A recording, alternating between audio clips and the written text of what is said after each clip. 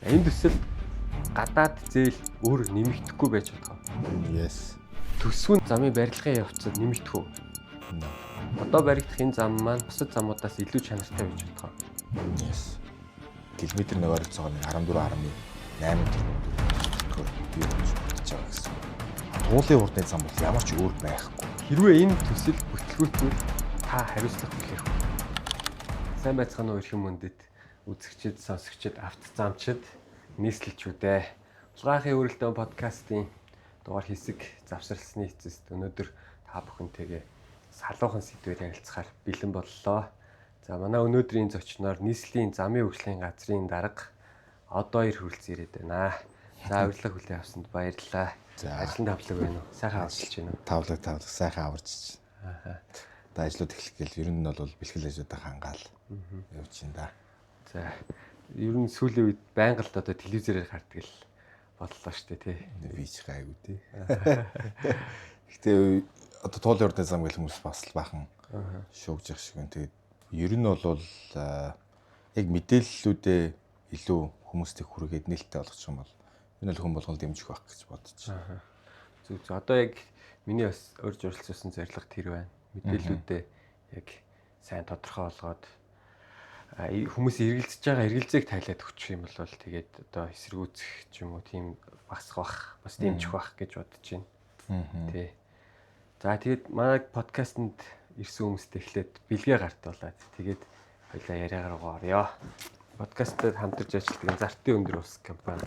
Ингээд зис аягийн явуулдаг Эрдэнтийн одоо брэнд зис шүү дээ тий. За баярлалаа. Дэмжиж ажилладаг юм мань зөвхт зам компанид гарын бэлэг. За баярлалаа. Яриагаа эхлэхээс өмнө нэг team үгүй гэсэн хариулт авдаг. Yes no questions 10-ыг бэлдсэн байгаа. За эндээс л эхлэе. Тэгээд туулын урдны замтай л холбоотой.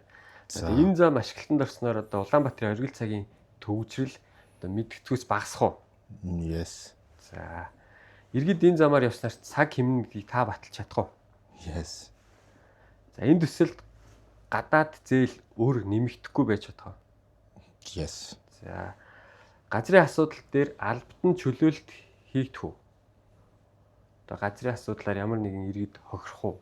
No. За одоо баригдах энэ зам маань одоо бусад замуудаас илүү чанартай байж чадах уу? Yes. Энэ зам баригдсанаар агаарын бохирдолд одоо нөлөө үзүүлэх үү? Yes. Багасах уу? Yes. Төсвөө нь одоо энэ замын барилгын явцад нэмэгдэх үү? No. Энэ төсөлд олон нийтийн санал бодлыг бодитоор тусгасан уу? Yes. 5 жилийн дараа энэ замыг хүмүүс зөв шийдвэр байсан гэж үнэлэх үү? Yes. За хэрвээ энэ төсөл бүтлгүүтвэл та хариуцлага хүлээх үү? Бүтлгүүтүүл гэдэг нь юу вэ? Ямар нэгэн байдлаар ч юм. Бүтлгүүт гэдэг нь юу хэлж байгаа? Одоо барих чадахгүй ч юм уу, дундаасаа зогсох ч юм уу. Монгол улс хариуцлага хүлээх. Тий. Монгол улс хариуцлага хүлээх үү? Улаанбаатарт хариуцлага хүлээх. Хувийн талаасаа. Би төрийн байгууллагыг авч явж байгаа. Би хариуцлага хүлээнэ гэдэг чинь Монгол улс хариуцлага хүлээж, Улаанбаатарт хариуцлага хүлээж байгаа адилхан гэсэн шүү дээ. За, саяны хэлсэн одоо нөгөө нэг тим гэдэг хариултад авсан зүйлүүд одоо фейлдүүл гэсэн үг шүү дээ, тий. Тий. Одоо яриагаа эхлэхээс өмнө бас би байр сууриа хэлээд эхлэе гэж бодож байгаа байхгүй. Юу гэхэлэр за замын инженер мэргэжилтэй хүний хувьд за тодорхой хэмжээнд бас автозамынхаа асуудлаар подкаст хийгээд эхлэхээр хүмүүс энэ хурдны замын талаар бичлэг хийгээч, үзэл бодлоо оруулаач гэгээд нэг биш удаа нилээд хүмүүсээс надад бас хүсэлт ирсэн л дээ. Тэгэхээр би болохоор одоо тэр хүмүүст юу гэж хариулсан бэ гэхэлэр яг үүндээ би бол нейтрал байр суурьтай байна. За замын инженер хүнийхээ хувьд бол одоо энэ хурдны замын төсөлд гар бие оролцох, тэндээс туршлага хуримтлуулах те ноу-хау олж авах ч гэдэг юм уу энэ талаасаа бас дэмжиж оролцмоор санагдаж байгаа. За мэдээж хурдны зам хэрэгтэй юу гэвэл хэрэгтэй те. Одоо манад ганц л хурдны зам байгаа шүү дээ нисхийн. Тэгэхээр бусад хурдны зам хэрэгтэй. Нөгөө талаасаа болохоор энэ одоо байгаль орчинд ямар нөлөөтэй би үнэхээр мэдэхгүй. Гүүрүүд бол голыг ихэвчлэн хөндлөн за зарим тохиолдолд яг хуу тодорхой хэмжээний хурц өнцөг огтлоо гарч байгаа шүү дээ ташуу гэсэн. Тиймүүд байдаг. Гэтэл Туулын урдны зам маань болохоор ерөнхийдөө голын татам дагуудаа явж байгаа гэсэн үг шүү дээ. Гол дундуураас нилээдгүй явж байгаа. Тийм учраас байгаль орчин, ундны ус одоо энэ мод бургасандаа яаж нөлөөлөхийг мэдэхгүй учраас одоо яг л ньютрал байр суурьтай л байна гэж хэлж байгаа юм л да. За. Тэгэхээр одоо яг л өөр чинь оролцуулсных энэ эргэлзээнүүдийг тайлъя гэж байгаа юм. Тэгээд за хоёулаа төсвөөс эхлэе. За. Тий, танаа одоо хамгийн том дарга гэсэн үг шүү дээ. Нимбатар дарга тий. Нимбатар даргаас сэтгүүлч асууж лээсэн л та. Яагаад энэ төсөв одоо 70 тэрбум байгаа юм бэ? 1 км зам нь. 130 тэрбумч гэж яригадаад байна шүү дээ тий. За тэгэхээр тэр асуулт асуухдаа бас ингэсэн 1 км зам ойролцоогоор 1 тэрбум гаруй. За янз бүрийн юмнуудаас нэмэгдэл одоо юу гэдэг гэрэлтүүлдэг янз бүрийн асуудлууд байгаа шүү дээ. Дэд бүтцтэй огцолцдог, хамгаалдаг, шилжүүлдэг асуудлууд нэмэгдэхээр тэрбум гаруй л идэг гэж байгаа байхгүй. Тэрийг бол манай замын инженерүүд ойлгож байгаа.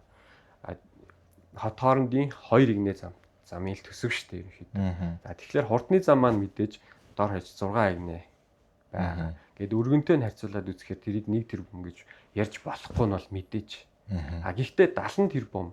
За нийт дүн нь 2.3 их 80 идэг маань бол их юм шиг санагдаад. Тэгээд одоо нэг хардах хэрэг хүн болгонд байгаа шүү дээ тий.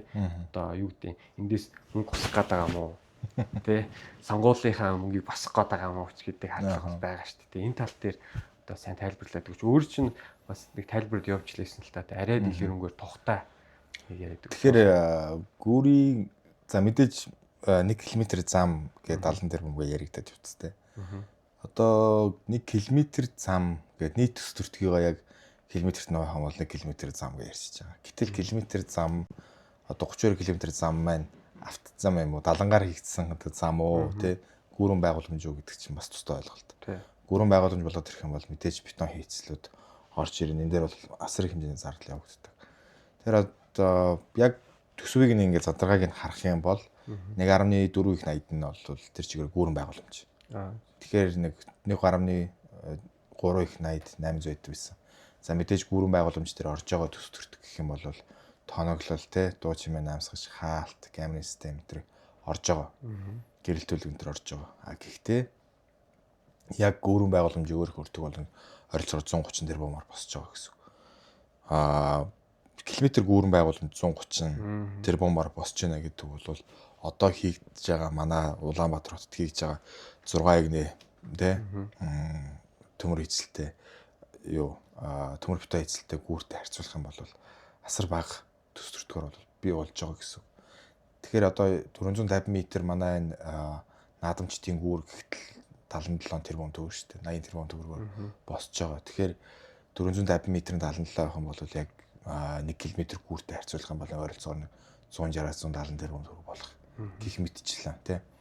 Ингээд харьцуулаад үзэх юм бол гүүрийн төс төртөг маань бол дараа бараг 20-30 тэрбум төгрөгөөр бол одоо Улаанбаатар хот хийж байгаа төс төртгөөс бол багаар тусч байгаа гэсэн. За олимпийн гүүрийг харах юм бол мөн ялгаа авахгүй олимпийн гүүрийн төс төртөг бол өндөр байгаа. Тэгэхээр ингээ харьцуулсан судалгаануудыг харах юм бол километр гүүрийн өртөг бол бага байгаа. За үлдсэн автозамынхаа төс төртгөөрөө бодох юм бол 581 тэрбум төгрөг 22 км 10 км-ийн гүүр 22 км-ийн ерөнхийдөө далангаар хийгдсэн автозам гэж ойлгож болно. Тэгэхээр туулын урдны замын хүрээнд тэгэх юм бол 22 км 6 игнэ хурдны замын төс төртөг маань ойролцоогоор 581 тэрбум. Гэхдээ үерийн далангийн байгууламжтайгаа давхар орж байгаа гэсэн үг. Ингээ үзэх юм бол 1 км-ийн ойролцоогоор 14.8 тэрбум төгрөгийн төс төртгөөр бий болж бүтэж байгаа гэсэн үг. Тэгэхээр ингээд төс төртөг магадгүй EPC гэрээ те EPC гэрээ гэдэг бол зураг одоо гүйцэтгэгч манд наривчлсан зурагчлал боловсруулаад хийгдэнэ. Бид нар бол мэдээж техникийн шаардлагын дагуу бол зургуудаа бол хийлгэж гүйцэтгүүлэх ёстой. Тэгэхээр үерийн далантай цогц байгууламж болно. За үерийн байгууламж байна. Мөн бетонон бэхлэгээтэй байна. За дээрээс нь мөн талангийн өндөр маань хамгийн багадаа 4-5 м өндөр дээгүүрээр нь явна гэсэн үг. Далангаар хийж байгаа зам байна. Тэгээ мэдээж хөшгөөндийн хурдны зам бол яг яхахгүй нэг жишээг болох төс төртөгтэй гэсэн үг. Километр замынхан уртаар нь ч тэр төс төртгөөр бодох юм бол хөшгөөндийн хурдны замын төс төртөг ойролцоогоор хэдэн тэрбумаар 1 км нь боссон бэ гэдгийг бас лавлаж илүү судлал илүү тохиромжтой байх. Тэгэхээр энэтэй бол яг л ойролцоо болж байгаа. Акт хөшгөөнд урдны зам маань өөрөө ямар нэгэн байдлаар талангийн бэлгэлгээ гэсэн юм бол байхгүй байна. Тэгэхээр тэн дээр нэмэгдэх талангийн бэлгэлэл орж ирж байгаа гэсэн. Энэ төс төртөг маань бол тэгэж амар өндөр бол харьцуулсан юм бол биш. Иргэд маань зүгээр яг нэг одоо манай замын салбарынхан бол мэдчихэл байх хэвээр. Мэдээж ажлын тоо хэмжээ батлагдсан те үүний дагуу мэдээ төс төртгүүд нь цохигдож гарч байгаа. Тэрнээс хин нэгэн хүн за тэдээр бодно гэдэг ч юм. Ийм бол ямар ч байх үндэслэл байхгүй. Тэгэхээр мэдээж тоо хэмжээгийн одоо take off ухамл одоо тэ дүүргэлтийн хэмжээний хэрэг хэмжээтэй байх юм. Тэрнээс хамаарал тоо хэмжээнүүд нь гарч байгаа. Улаанбаатар хотод хэрэгжиж байгаа 1 км-ийн 1 тэрбум төгрөг бол хизээч Улаанбаатар хотод хийж байгаа автозам дээр бол байхгүй. Төсөө болгохдоо ч гэсэндээ гараад ирж байгаа. Одоо дулааны шугам ч юм уу тэ шугамшилжээний ажлуудад давхцаад ороод ирэх юм бол энэ дээр бол хүчтэй ажлууд нь асрын хэмжээний зардал ордог. За гэрэлтүүлэг, өндөр хөгжлийн шугам даахсан ч юм уу шилжүүлэх ингээд ажлууд ороод ирэхэд бол асрын хэмжээний өндөр зардал ордог. За одоо яг энэ дуулын урдны зам дээр гэх юм бол 7 байршилт өндөр хөгжлийн шугамтай бол одоо шилжүүлэх байдлаар байгаа юм. За 57 байршилтаар бол цахилгаан түгээхийн шугамд орсон байгаа. Тэ 0.4-өөс 30 мянга хүртэлх шугам шилжээнд бол өртсөн байгаа. За мэдээлэл холбооны ажлууд явагдсан, дулааны шугам хүчдэх явагдсан, ус сувгийн одоо шугамд хүчдэх байдлаар явагдсан, шилжүүлэх нь ч байгаа тий. Энэ дэрэм асар олон ингээд шугам шилжээтэй холбоотой зардлууд орж ирж байгаа. Дээрээс нь газар шорооны ажил бол маш их хэмжээгээр бол хийгдэж байгаа. Бетон цутгалтын ажлууд хийгдэж байгаа. Энэ бүхэн нэмэгдээл 2 их найд болж байгаа. 2.3 их найд гэж байгаа боловч яг 267 тэрбум төгрөг маань өөрөө нөөт буюу нөөт гэдгээрээ буцаагаад төсвөрөөгөө орох учраас энэ дээр бол ямар нэгэн байдлаар бол байгалийн зардал гэхээсээ илүү 2 их найд байгаа. За 2 их найдаас чинь тэгэл шууд зардал биш татвар гэсэн. Тий, татвар гэж байгаа. Тэгээ шууд зардал дээр гэх юм бас чи захиалагчийн ханалт магалшгүй ажил тэгэл ингээл бас бус зардлууд нь хасагдаж явсаар байгаа л нэг 2 их найд дээр л ерөнхийдөө байгалийн ажил үүсгэн. Тэгэхээр одоо энэ техник технологийн хяналтыг хийн хийх үү? Технологийн хяналтыг бол гүйцэтгэгч маань шалгараад тэгээндээс одоо технологийн хяналтын компани захиалагчаас зөвшөөрөл авсан гэсэн дээр бол сонгон шалгаруулах юм гэсэн. Тэгэхээр одоо тендер зарлагдсан юуг бас татж харлаа л та тий зураг. Тэн дээр урьдчилсан зураг гэж байгаа. Тий. Тэгэхээр одоо тэр өрөмдөөд байгаа чинь болохоор наривчлсан зураг гаргахын тулд инженер геологийн судалгаа хийж байгаа гэсэн үг тий. Тэр гарч ирээд тэгээд төсөв дахиад эцсийн байдлаар одоо нөгөө гэрээний үн гарч ирэх хэрэгтэй шүү дээ. Төсөв магадлаар батлагдана гэсэн. Гэхдээ EPC гэрээний нэг онцлогтой тал нь юу гэхлээр бид нар параметруудыг заагаад өгсөн байдаг байхгүй. За энэ гүүрийн урт нь 9.9 км байна. 9877 м байна. 7 байршилтаар олон түвшний 2 түвшний огтлцол бүхий орц гарцтай байна. Нийт замын урт нь 32 км. Тэ бокс одоо нөхөн гарснуудын урт нь нийтдээ 190 м байна шүү дээ. Ингээд заагаад өгсөн байгаа учраас энэ дотроо л хийн. Энэ дээр ямар нэгэн давсан даваг авахгүй төс төртөг 2.3 их найдаа багтчил төсөв батлах гэсэн үг. Тэгэхээр тэрэндээс жоохон наашаа цаашаа болох юмыг одоо өөрсдөө л урахаан гаргана гэсэн үг юм шүү дээ гүйцэтгэгч. Тэр дотроо заавал баригдах хэрэгтэй. Тэнд багасах юм бол мөн хэмнэгдэнэ гэсэн. X ч болохгүй. Яг тэрэндээ тааруулаад нийт гүүрийн урт нь хэд байна. За эндээс одоо ялангуяа яг манай энэ хамгийн одоо голын татам дотор орж байгаа нэг хэсэг гэх юм бол Яармгийн гүүрнээс Маршлийн гүүр хүртэлх хэсэг байгаа тийм. Тэгэхээр энэ байршил дээр нийт гүүрэн байгууламжийн төс төртөг маань урт нь хэд байна. Энээс тэдэг. Ямар шоу байдлаар тийм энэ 9.10 км гүүрэн байгууламжтай болохоор айл айл байршлууд дээр нь хийгдэх үү гэдгээс хамааруулаад юм гэсэн. Тэгэхээр EPC нэмэх нь F гэж байгаа шүү дээ. Тэгэхээр одоо EPC нэмэх F биш. F биш юм. Тэгж ярих. Туулын хурдны зам бол EPC гэрээ гэсэн. EPC гэрээ л байх юм тийм. Тойрог хурдны зам маань EPC дээр нэмэх нь F гэж байгаа. Засгийн баталгаа гаргаад тэгээ энэ дээр болж байгаа. Туулын хурдны зам бол ямар ч өөр байхгүй. Энэ бол туулын хурдны зам бол нийслэлийн төсвөөр хийгдэж байгаа зам гэсэн. Тэгэхээр энэ дээр ямар нэгэн хүмүүс үр тавиал ингэж энэ ерөөсөө биш. Угаасаа Улаанбаатар хотод хийж байгаа нийт бүтээн байгуулалт дээр өмнөх жилүүд дээр 2020 оны яг ингээ хөгжлийн хөдөлгөөний яг биелэлтийг харьцуулж 26% байсан байхгүй. Ер нь бол 2022 он тэрийг яг ингээ судалгаа гаргасан. Тэгэхээр энэ дээр ингээ 2020 оны төлөвлөгөөг хараад тахлаар бид бүхэн яг ерөнхий төлөвлөгөөнийхэн дагуу ажиллаа хийгээгүй байна. Тэгэхээр энэ дээр ингээд өмнө яадаг байсан бэ гэхлээр нэг зам барайл нэг бүтээн байгуулалт хийхлээр амар өндөр төсөвтэй надад хас энийг хас гэсээр байгаа. Тэг хийгдсэн замууд нь юугаа хасдаг вэ гэхээр ус зайлах хасчдаг. Тэг одоо бид нар ингээ яагаа хийж нэглээ төсөв төртгийг ингээ багсгасан гэдэг. Эцэстээ энэ эргээд бидэрт маш их хохирол гаргаж байгаа юм л да. Ашиглалтын зардлаас. Тэгэхээр ашиглалтын зардлаас гадна чанаргүй байдал чинь орж ирэх гэсэн. Одоо ингээ өмнөх хийж байгаа замууд дээр яаж нэглэхээр төсвийг нь хас гэж асуулцдаг. Ерөнхий төлөөлөгчд маань. Тэгэхээр нийслэл хэрэгж байгаа замууд инхээр ус зайлах хоолойгоо хасна. Зарим нэг явгууны замаа хасдаг ч юм уу ийм байдлаар ингээд төсөв мэдээж хасагдж байна гэдэг чинь тэрнээс ямар нэг ажлын тоо хэмжил хасагдж байна гэсэн үг шүү дээ. Ингээ хасагтаад гараад ирээд замууд нэгтчихдэг.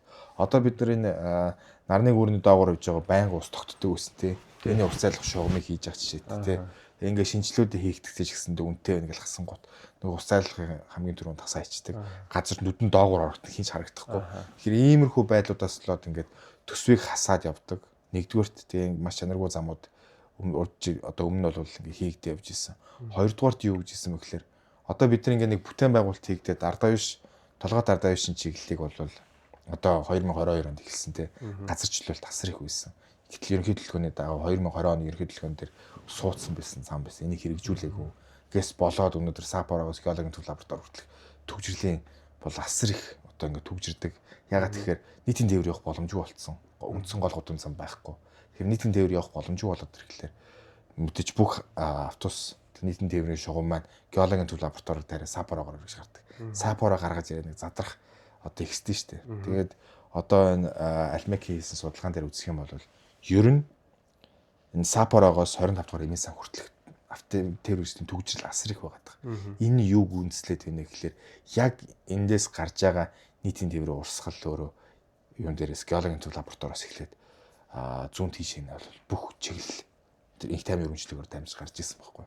Тэгэхээр 2022 онд зайлшгүй ерөнхий төлөвлөгөөнд хийгдсэн замуудыг төсөв төртөг өндөр газарчлалтын зардал асар өндөр баг 360 70 айлч чөлөөсөн тухайн яг нэг 3.2 км замыг хийхийн тулд тэгэхээр энэ дээр явж байгаа газарчлалтын зардал ихсэж байгаа.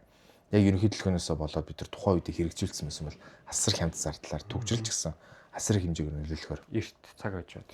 Цаг ойдсан үед бол хийгүйсэн. Даанч одоо харамсалтай төс төртөг их байна.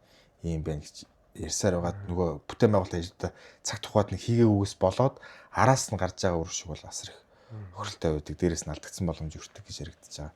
Эндээс үүдээд явах юм бол яг энэ гол гудам зам магистрал замуудыг хийж явна. Тэгэхээр одоо толгойд Ардавишийн чиглэлээр 1 км замын төс төртөг гээд дундажлаад бодох юм бол ойролцоогоор бараг 20 тэрбум 20 тэрбум төгрөг бүтэж байгаа шүү дээ. Хэдий нэлээ? 6 гинэ. Тэгээ мэдээж нөхөн гарц байгаа, бетоны хийцэл асар их орж байгаа, дээгүүр гарч байгаа хоёрч байршил дээр юу орж ирж байна те. Тэгэхээр ийм одоо ингээд байдлаас үзэх юм бол гарч байгаа зардал ямар шиг хэмжээгээр бий болж байна. Энийг ингээд яг тухайн байршлаас хамаарч гэсэн үг байхгүй. Тэр чинь цэвэр усны шугам шилжүүлж байна, дулааны шугамтай хүчтэй ажил дээр орж байна. Ингээд асар их шугам шилжүүлэх ажил хийж нэ гэсэн үг. Тэгэхээр эндээс хамаараад төс төртөг бол тийш өсөж байгаа. Тэгэхээр 1 км зам тэд гэдэг бол Улаанбаатар хотод бол аюу хэцүү байгаа. Нэг одоо тий ажлыг тоо хэмжээ их ажлыг бол километрийн тэдэр гэж барагцааж болно. Орон нутгийн хөдөө орон нутгийн зам биш та 2 игнэ тэгээд нэг 70-гийн өндөр нэг 70 см өндөр 80 см өндөр 70-тай явлаа гэхэд тэр бол тооцож болох байх. Замынхаа бүтээцийн хувьд ярьж. Тийм бүтээцийг хийцлээ явуулж ярьж болно. Тэгээс Улаанбаатар хотыг бол хөдөө орон нутгийн замтай харьцуулах хэрэгтэй. Дараагийн нэг гайхаад байгаа зүйл болохоор энэ төлбөрийн хэмжээ. За одоо цорын ганц байгаа уртны зам бол 32 км нисхийн уртны зам байгаа шүү дээ. Шүтийн уртны зам тийм. Энэ дээр болохоор 2000 төгрөг төлөөд нэвтэлтэй явж байгаа. Тэгээ одоо болохоор туулын уртны замыг 5000 төгрөг гэж яриад байгаа тийм. За тэгээд энэ дээр бас эргэлзээд байгаа нэг юм болохоор туулын уртны зам маань 6 орц гарцтай байгаа. Нийт уртынхаа дагаад гэсэн үг тийм. 7. За тэгэхээр энэ төлбөрийн зохицуулт нь яаж явах вэ? Одоо эхлэлээр орж ирээд эхний гарцаар гарч явахаар хэдий төлөх юм. Дараагийнхаар гарахаар хэдий. Дундаас нь орж ирээд дараагийн гарцаар гараад явж болж бүтэн ашиглахгүйгээр ийм зохицуулт нь. За энэ дээр бас эргэлзээд байгаа хүмүүс ойлгохгүй байгаа. Төлбөрийн хэмжээ гэх юм бол зүгээр бидний зүгээр урьдчилсан байдлаар бол тооцоолохдоо 24 цагтаа л гэж байгаа. 24 цагтаа нэг удаа гарсан ч вэ 10 удаа гарсан ч хамаагүй нэг л бол фикс буюу одоо нэг 5000 төгрөгт ч юм те. Ийм байдлаар гарна. Энэ төлбөрийн хэмжээг хэн тогтоох вэ гэхээр нийслэл иргэдийн төлөөлөгчтэй оролцдог байхгүй. Тэгээ бид нар мэдээж яг зам баригдаад ашиглалтанд орох өмнө бол иргэдийн урлаар бол саналд оруулна. Энийг дэмжих үү яах вэ гэдэг дээр бол иргэдийн урал шийдвэр гаргах бах. Зүгээр энэ дээр бид нар 5,000 төгрөгөөр барай явагдах юм бол эрчим эрэлттэй вэжж энэ төсөл ашигтай болох байхгүй. Хөшөөний урдны зам бол магадгүй одоо стратегийн зорилттой ч юм онгоцны буудлын холбосон юм байдлаар бол хийгдэж явж байгаа. Энийг бол зайлшгүй хүмүүс одоо тийм эрэлтээс хамаарч энэ зам бол хийгдээгүй. Энэ дээр бол ягаад гэвэл онгоцны буудлыг холбож стратегийн зорилтоор бол энэ хөшөөний урдны зам бол хийгдсэн. Заавал байх хэрэгтэй. Тийм. Туулын хурдны зам гэдэг маань өөрөө яг эрэлтэн дээр суурлаад энэ дээр бол хамгийн их одоо оргил хачаалын үе дээр хэдэн тээвэр эрсэл орогдох юм гэдгээс үндэслээд бид нар 5,000 байхад бол яг 6 жилдээ бол нийтдээ төс төртгөө бол нөх бүрэн боломжтой төсөл учраас нэг бол тэгэхээр энэ дээр бол асар одоо богино хугацаанд төс төртгөө бол нөхөн за одоо 7 дахь жилээс эхлээд нийслэлтэй зүгээр орлого төвлөрөж олж ийна л гэсэн үг л дээ. Тэгэхээр одоо гэхдээ эцсийн байдлаар бол 5,000 маань тогтоогдоогүй байгаа. Батлагдаад алах зөгцсөн байгаа гэсэн үг биш үү? Биш, бид нар зөвхөн техник эдийн засгийн үндэслэлээр бодтол гэж харсан. Тэгэхээр одоо хилцүүлэг явлаа арчсан намын. Тэгээд өөр одоо өргийн хилцүүлэг байна гэдэг ч юм уу бас нэвтрүүлгүүд явж байна. Энэ дээр бас яг 5,000 л гэдэг хэлснээс биш санийх шиг ингэж яа тайлбарлахгүй юм бэ? Тайлбарлах боломжгүй юм чи. Ингээл цаг дуусчихна. Өргө төр чинь явахт нэг 2 минут таймдаа тэр нь дуусангууд за дараагийнх нь арчлан авч ирсэн. Нэг асуулт суугаад буцаагаал микрофон. Тэгээ ийм эргэлзээнүүдийг тайлахгүй л одоо нөгөө замыг хурдны замаар явж үзэх гээд байгаа хүмүүс ч хүртэл ойлгохгүй байгаа байхгүй тий. Яаж таваа. Тийм болоо. Энэ дээр бол 24 цагтаа хийдэж байсан гэхдээ төлбөрийн хэмжээ бол эцэслэг чи гараагүй байгаа. Зур урьдчилсан байдлаар гаргахад бол өдөртөө гаргахад өдөрт хэрвээ ашиглалтаа гэх юм бол 5,000 төгрөг хэдэн жудаа ашигласан бол хамаа байхгүй эрүүл байдлаар авчих. Тэгэхээр бас ойлгомжтой болоод ирж байна л та. Одоо дараагийн нэг том асуудал бол байгаль орчин. Одоо өөрөө чи яг одоо автозамын construction engineer гэж байгаа шүү дээ, тий. Тэгэхээр одоо байгаль орчин мэдгүй гэдэг бас тиймэрхүү дайралтууд яагаад тийм. Гэхдээ яг энэ захиалагч талаас одоо төслийн өдөртөгч хийж байгаа шүү дээ, тий. Тийм учраас бүх мэдээллүүд бол байгаа ах гэж бодож байна. Одоо байгаль орчинд яаж нөлөөлөх юм? Би бол эхлэхдээ хэлсэн шүү дээ, мэдэхгүй байна. Байгаль орчин угаасаа би юу ч мэдэхгүй шүү дээ. Унтны усны талаар мэдэхгүй. Яаж л нэг хоолой хийхэд бас гараад ирэх юм бол хөрсний ус гараад ирэхэд ямар хэцүү байдаг вэ те соролж моруулаар игээл гүүрий толгор цутгаж аюу хэцүү байдаг шүү дээ. Тийм чинь бол уснаас айдаг хүн. Гэхдээ одоо энэ хүмүүсийн унтны ус яаж тийжээ тэтгэх энийг мэдэхгүй учраас тэгээд хилцүүлэг сонсож байхад янз бүрийн юм ярьж ин л та ингээд туулын бургасыг бол хядчихээн энэ маань ингээд бас ундны хаасыг тижээж тулгалаад тижээж идэг гэдэг 5 аймгийн 37 сумаар дайрж өнгөрч байна. Зөвхөн энэ хэсэгтээ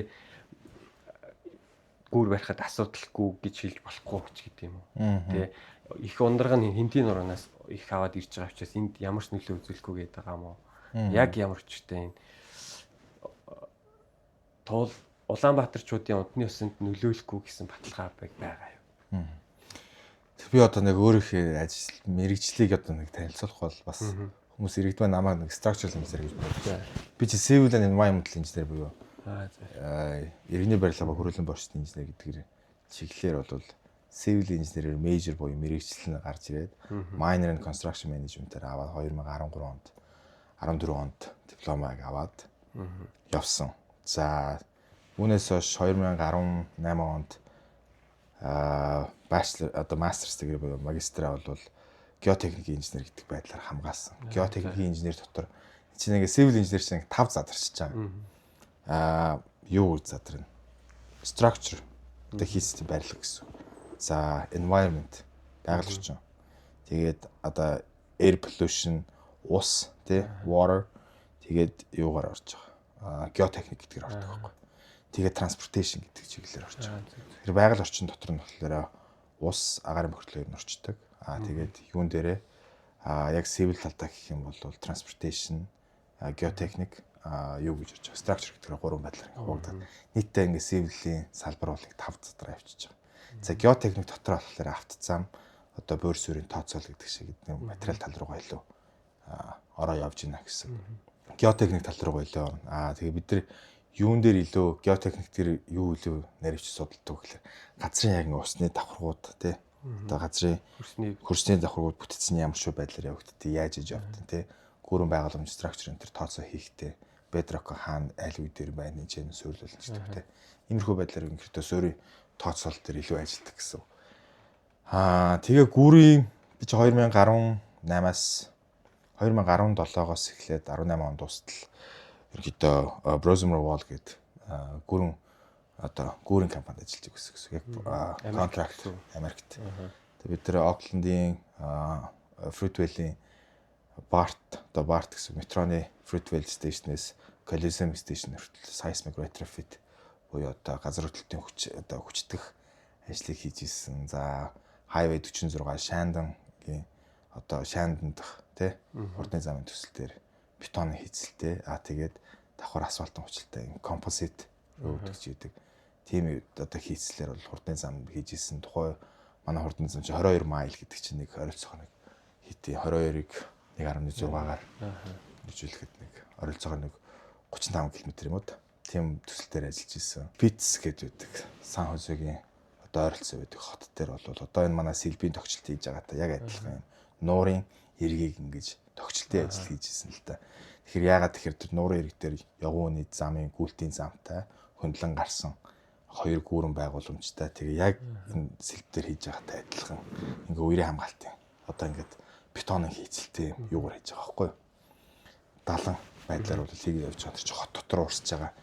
Бриэс лек одоо лек бриэс гэж байгаа. Тэгээ тэрний яг ингээд юм крик одоо нуур цөөрөм гэх юм уу да. Энийг бас хамгаалтыг хийжсэн.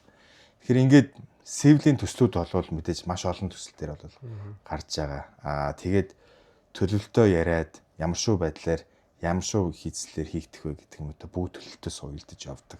Тэгэхээр хэдий хэмжээний машин зорчих вэ? Зорчилт хаашаа үүсэж байна. За дээрэс нь мэдээж хотын ингээд яг ингээд төлөвлөлтөөр ингээд хийгдэх явахлаар мэдээж хот байгуулалтын стандартын газар гэж байгаа манай энэ хот байгуулалтлаасаа төлөвлөлт маань хаашаа явагдаж байна. Хаана их хэмжээний одоо хүмүүс сүрслэн бүс бий болж байна гэдгээс хамаарч байгаа. Тэгээд за нийслэлийн замын газраар тэгдэ туулын урдны замын тий төлөвлөлт яагаад бий болсон бэ? 2013 оноос эхэлсэн. Тийм ээ. Мэдээж ажил тий энэ дээр мэдээж энэ дээр дагуулх хотууд бий болно. За тэгээд дээрэс нь Улаанбаатар хотын оршин суугчдын суурьшлийн бус хаана илүү төвлөрч байна гэдэг. Сайн дөнгөж 2 жилийн хугацаанд гэхэд Яармгийн хүн ам баг 2 дахин нэмэгдэж байгаа жишээ тий. Тэр Яармаг нисхийн ингээд одоо Солонго 1 2 хороол ашиглалтанд орох юм бол энэ 38 блок би буруу сонсоогүй тийм байсан баха. 5000 айл орон сууц гэдэг бий болж байгаа жишээ тий. Ингээд ороод ирэхлээр энд байгаа суурьшлийн бүсүүд асар их нэмэгдэнэ. Тэр өнөөдөр ингээ Яармаг дээр Яармгийн замаар машин явдгүйгээд зарим манай судлаач нар яриад ах шиг үлээ тий. Яармгийн зам дээр өдөр болгон асар их хэмжээний тээвэр хэрэгсэл явж байгаа. Бараг 90 гаруй мянган тээвэр хэрэгсэл өдөр болгон зорчиж байгаа жишээтэй. Зөвхөн уулын замаар гэхэд чинь нэг талтай 22 мянган тээвэр хэрэгсэл өдөр зорчиж байна тий.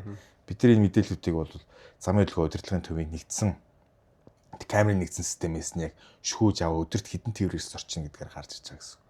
Тэгэхээр энэ дээр гарч байгаа төвчрлийг нийт хэрэг хэмжээний тээвэр хэрэгсэл энэ дээр зорчих вэ гэдэг судалгааг бол дата дивс өмнө нь бол бид мэдээж яг л камержуулт байгаагүй учраас гараар тоолдог гэсэн. Одоо Нямбатар дараа хэлээд байгаа зөвлөлт гараар тоолол бидэн ч ирчмийн тооллого гэхэд чинь бүгдээр нэг тоологч авчаад суугаал тед гэл ингэ бичдэг байсан. Тэг камераас хараа заримдаа ингэ тоолно тий. Ийм байдлаар явж исэн. За 2022 онд бол бид 15,000 өрхийн судалгааг бол хийсэн. 15,000 айлын өрхийн судалгаан дээр бол origin destination буюу одоо хаанаас хаа хүртэл явагдаж байна. Гэдэг судалгаагаар бол хийгээд энэ дээр үндэслэл нийтдээ Улаанбаатар хотод 2 сая зорчилт бол хийгдэж байна. Тэ тээвэр хэрэгслийн 2 сая зорчилтыг хаана яаж гаргаж ийнэ гэдэг эндээс байгаа датан дээр үндэслэл гаргасан эрэлтийн судалгаа. За сүүлд 2025 оны 9 сараас эхлээд камержуулт ажилд орсон. За камерын нэгдсэн систем ашиглалтанд орсноос хойш 2026 оны 1 сард бол яг эцсийн байдлаар апдейтлээд тэр тоог яг үнэн байж юу гэдгийг одоо verify хийгээд одоо баталгаажуулалтаа хийгээд тэгээд дээрээс нь хэдийн хэмжээний тээвэр хэрэгсэл Улаанбаатар хот одоо шинээр бий болж байгаа автозамууд дээр зорчилт бий болох вэ? Ялангуяа тойрог хурдны зам туулан хурдны зам энэ төр дээр бол ямар шиг хэмжээний тээвэр хэрэгсэл зорчилт хөдөлгөөн бий болох вэ гэдэг дээр ойролцоогоор 180-аас 197 мянган тээвэр хэрэгсэл өдөр болгон зорчих боломжтой юм байна. Энэ дээр зорчно гэдэг судалгаа гарсан. Тэгэхээр Энэ бол 24 цагийн хугацаанд явагдах. Одоо юу зорчилт гэсэн үг. Тэгэхээр энэ дээр ингээд 197 мянгаыг нэг дор тавиал энэ өстө хязээж бай. Тийм бол ерөөсөө биш 24 цагийн хугацаанд ямар нэгэн байдлаар зорчлол хийгдэж байгаа л судалгаа гэсэн үг. Одоо annual daily traffic гэж үүдэн шүү дээ. Яг тийм байдлаар явж гин гэсэн үг. За дараагийн нэг юм ярих юм бол байгаль орчинд ямар шоу хэмжээний нөлөө үзүүлэх вэ гэдэг яриад байгаа шүү дээ. Байгаль орчинд ялангуяа одоо суурийг гүрэн байгууламж хийхэд доошоо ингээд өрөмтгöd ундны ус нөлөөлөх үг гэдэг. Ундны ус маань хаана явдаг вэ гэхээр ундны усын их усүр цэцэрлэг хүрээлэнд байгаа. Худгууд байгаа тийм хэлж байгаа тий. Одоо энэ дээр байгаа худгууд гүний уснасаа дижигт тав явж байгаа. Энэ дээр урсаад өнгөрчин гэсэн. Тэр чинь ингээ урсгал ус мөн дээрээс орж ирээд хинтээ нураас орж ирээд урсаад гарч ийна гэсэн. Бид нар гүүрийн энчээ барьж идэг. Цэцэрлэг хүрээлэн маань энд байгаад байдаг тий. Тэгэхээр эндээс ингээ урсаад явж ийн гэсэн үг шүү дээ. Тэгэхээр эндээс очиж байгаа гүний уснасаа авахад ундны усанд ямар ч нөлөө байхгүй. Одоо энийг бол баруунчлал магс хэлж байгаа. За манай престижийн ганцаараа захирланаа л усны эксперт хэлж байгаа. Ундны ус нөлөө байхгүй. Нэгдүгээр хоёрдугаарт гүрэн байгууламж баригдсанаар туулгол ширгээд алга болох уу гэдэг нэг асуудал. Харин тий. Гол нь тий. Туулгол маань өөрөө 69%, одоо 70% гэсэн үг шүү дээ. Хурд тунцаар тижээгддэг байхгүй. Хурд тунцаар тижээгдэг одоо экспертүүд одоо хэлж байгаа. Энэ бол бүх ингээд олон ч ном хэвлэл бичсэн билээ. Хурд тунцаар тижээгддэг гол хурд тунц бага бол голын одоо төвшин бага байна гэсэн. Хурд тунц ихтэй байх юм бол туулгол бол одоо усны төвшин бол их байна л гэсэн үг байхгүй. Тэгэхээр энэ дээр бол ямар нэгэн байдлаар гүүр барьсан ч бариаггүй ч туулгаж сэргэж алга болно болохгүй гэсэн юм. Ерөөсөө ярихдаггүй гэсэн. Урсцсан хэмжээнд бол ямар ч нөлөө байхгүй. Одоо өнгөрсөн жил гэхэд чи 2024 онд хаа үерийн төвшин бол туулгалын үерийн төвшин бол өндөр байсан шүү дээ. Энэ маань яасан гэхэлэр хинтийн нуруунд ч юм уу бороо ороход туул үерэлцэж байгаа байхгүй. Яг л ийм жишээтэй. Тэгэхээр тэн дээр хэсэгт нь бороо ороод орж ирэхэд 6% нь уулын одоо цас одоо хайлаад уулын уснаас орж ир тижээгдэнэ гэсэн үг байхгүй. Тэгэхээр энэ дээр бол бараг 80% нь болохоор энэ зөвхөн хурд тунц болон уулын уснаас тижээгдэж байгаа гол хязгаарч ямар нэгэн байдлаар тэнд ус нь алга ширгэж алга болно гэсэн ойлголт ерөөсөй байхгүй. Тэгэхээр энэ дээр одоо туулгал бол баруунчлан багш л ярьж байгаа тийм 2000-аас 2007 онд бол ус багтаа байсан. Тэгэхээр энэ дээр юу болсон бэ гэхээр бид тэр ингээд намар болдог те. Намар мэдээж ус хурд тунц багасаад ирнэ те. Яг энэ үеэр ингээд ихээр бид нар нөгөө гүний усанд байгаа бид нар чинь цэцэрлэг хүрээлэнгээс гүний усны хэсэг байгаа шүү дээ. Одоо гүний ус одоо үйчил гэсэн үг. Эндээс усаас ороод автсан байлаа гэхэд туулголоос дээрээс орж иж байгаа ус чинь доошоо ороод гүний усаагаа дүүргэж идэх байна шүү дээ. Цэцэрлэг хүрээлэн авиг гэсэн үг. Тэнд л одоо манай худгууд байгаа гэсэн үг. Ишээ нөлөөлөө тэндээс авлаа. Тэгэхээр тэр маань ингээ хоос орчдөг. Дээрээс орж иж байгаа уснууд чинь ингээ шургацдаг гэсэн үг. Тэгэхээр дээрээс орж иж байгаа ус маань улаастан гүрсчлээ. Хаанаас гэлээ? Шургаад, гачуур тавиас шургаад ороод ирэхлээр ингээ гардаг. 4-5 сар, 5-6 сард бол энэ туулголын усны хэмжээ бол айгүй бага байдаг. Ингээд бороод тэр маань дүүрээд ирэхлээр голынхаа урс руугаа буцаж гарах нь шүү дээ. Ингээ гараа явж байгаа учраас энэ дэр голын маань одоо туулголын төвшин бол 7-8 сартаа бол ихсэх жишээтэй. Тэгэхээр зүгээр азар бид нар ингээ хөрс өөрөө ингээ усаад сэвшүүлж байгаа шүү дээ. Энэ систем маань одоо байглаас заяасаа одоо бидний туулгол заяасан бол газар доорх одоо хийцэл маань өөрөө усыг сэвшүүлээд ингээ хүний одоо гүний ус руугаа цэвэр ус нэгээд хоримтлагддаг байна гэсэн үг байна шүү дээ. Хөрсөн ингээ шүүлтүр бий болж ийн гэсэн үг. Тэгэхээр энэгээрээ фильтртэд цэвэр ус гараад тэндээс бид нар ундны ус ашигладаг гэсэн үг. Тэгэхээр энэ нэг хэсэг байгаа. За дараагийнх хэсэг маань болохоор одоо энэ доод их үүсвэр байгаа тий. Доод их үүсвэр магнез өрлөгийн сангийн одоо 9-5 сард ашиглалтанд орох гэж байна. Энэ маань ашиглалтанд орчих юм бол өдөртөө өдөр чинь за би буруuснаг бол нэг 110 м куб гэлөө хэдэн метр куб л усыг гаргах судалтай гэж байсан. Тэгээ энэ маань ашиглалтанд ороод ирэх юм бол цэцэрлэг хүрээлэн одоо гачуурт дээр байна. Дараагийнх нь энэ магнез өрлөгийн сан гэсэн. Энэ гурван их үүсвэрээс ерөнхийдөө бол усаа татчих явж байгаа. Тэгэхээр нэгт тэр байгаа. Хоёрт туулгал сэргэж алга болохгүй нэ. За ямарны ус нь ямар нэгэн нөлөө байхгүй. Ягаад тэгэхээр тэр бетоноо багнууд хийгээл усыг нөлөөлнө гэдэг. Энэ дээр бетон хийцэл нэгэн тгээ бичээд авсан. Энэ дээр усанд ямар ч нөлөө байхгүй. Ямар нэгэн бодисоор тэр нэмэлт бодис имэтэмэ гэсэн юмуд чинь ус руу орлоо гэхэд тэн дээр ямар ч л бид нар бүр одоо мембрантай хийх юм уу гэдэг байдлаар бол ярьж ийн хэрэг үнэхээр тийм гэж бол. Гэтэ энэ дээр бол яг ийм тулгуур багнуудын хооронд бол одоо шонцоор гэж ярьдэн шүү дээ. Тэр шонцоорыг хийхэд бол ундны усанд ч вэ ямар нэгэн байдлаар бол нөлөө бол угаасаа байхгүй. Нэг ийм л айдас байгаа юм л да. Одоо шонс өөр нь бол нэг 2700 орчим гэдэг байгаа шүү дээ. Тэгээд нийт тулгуурууд нь болохоор 60 хэд вүлээ? 600 лөө. Тулгуур 243. Би тэрийг нас андуурч. Гэтэ нийт доошоо суух шонц өөр бол 2700 орчим. Багш байгаа. 600 ид гэж яриад. За тэгээд энийг хийж явах явц гэж байна шүү дээ. Хийж явах явцтай.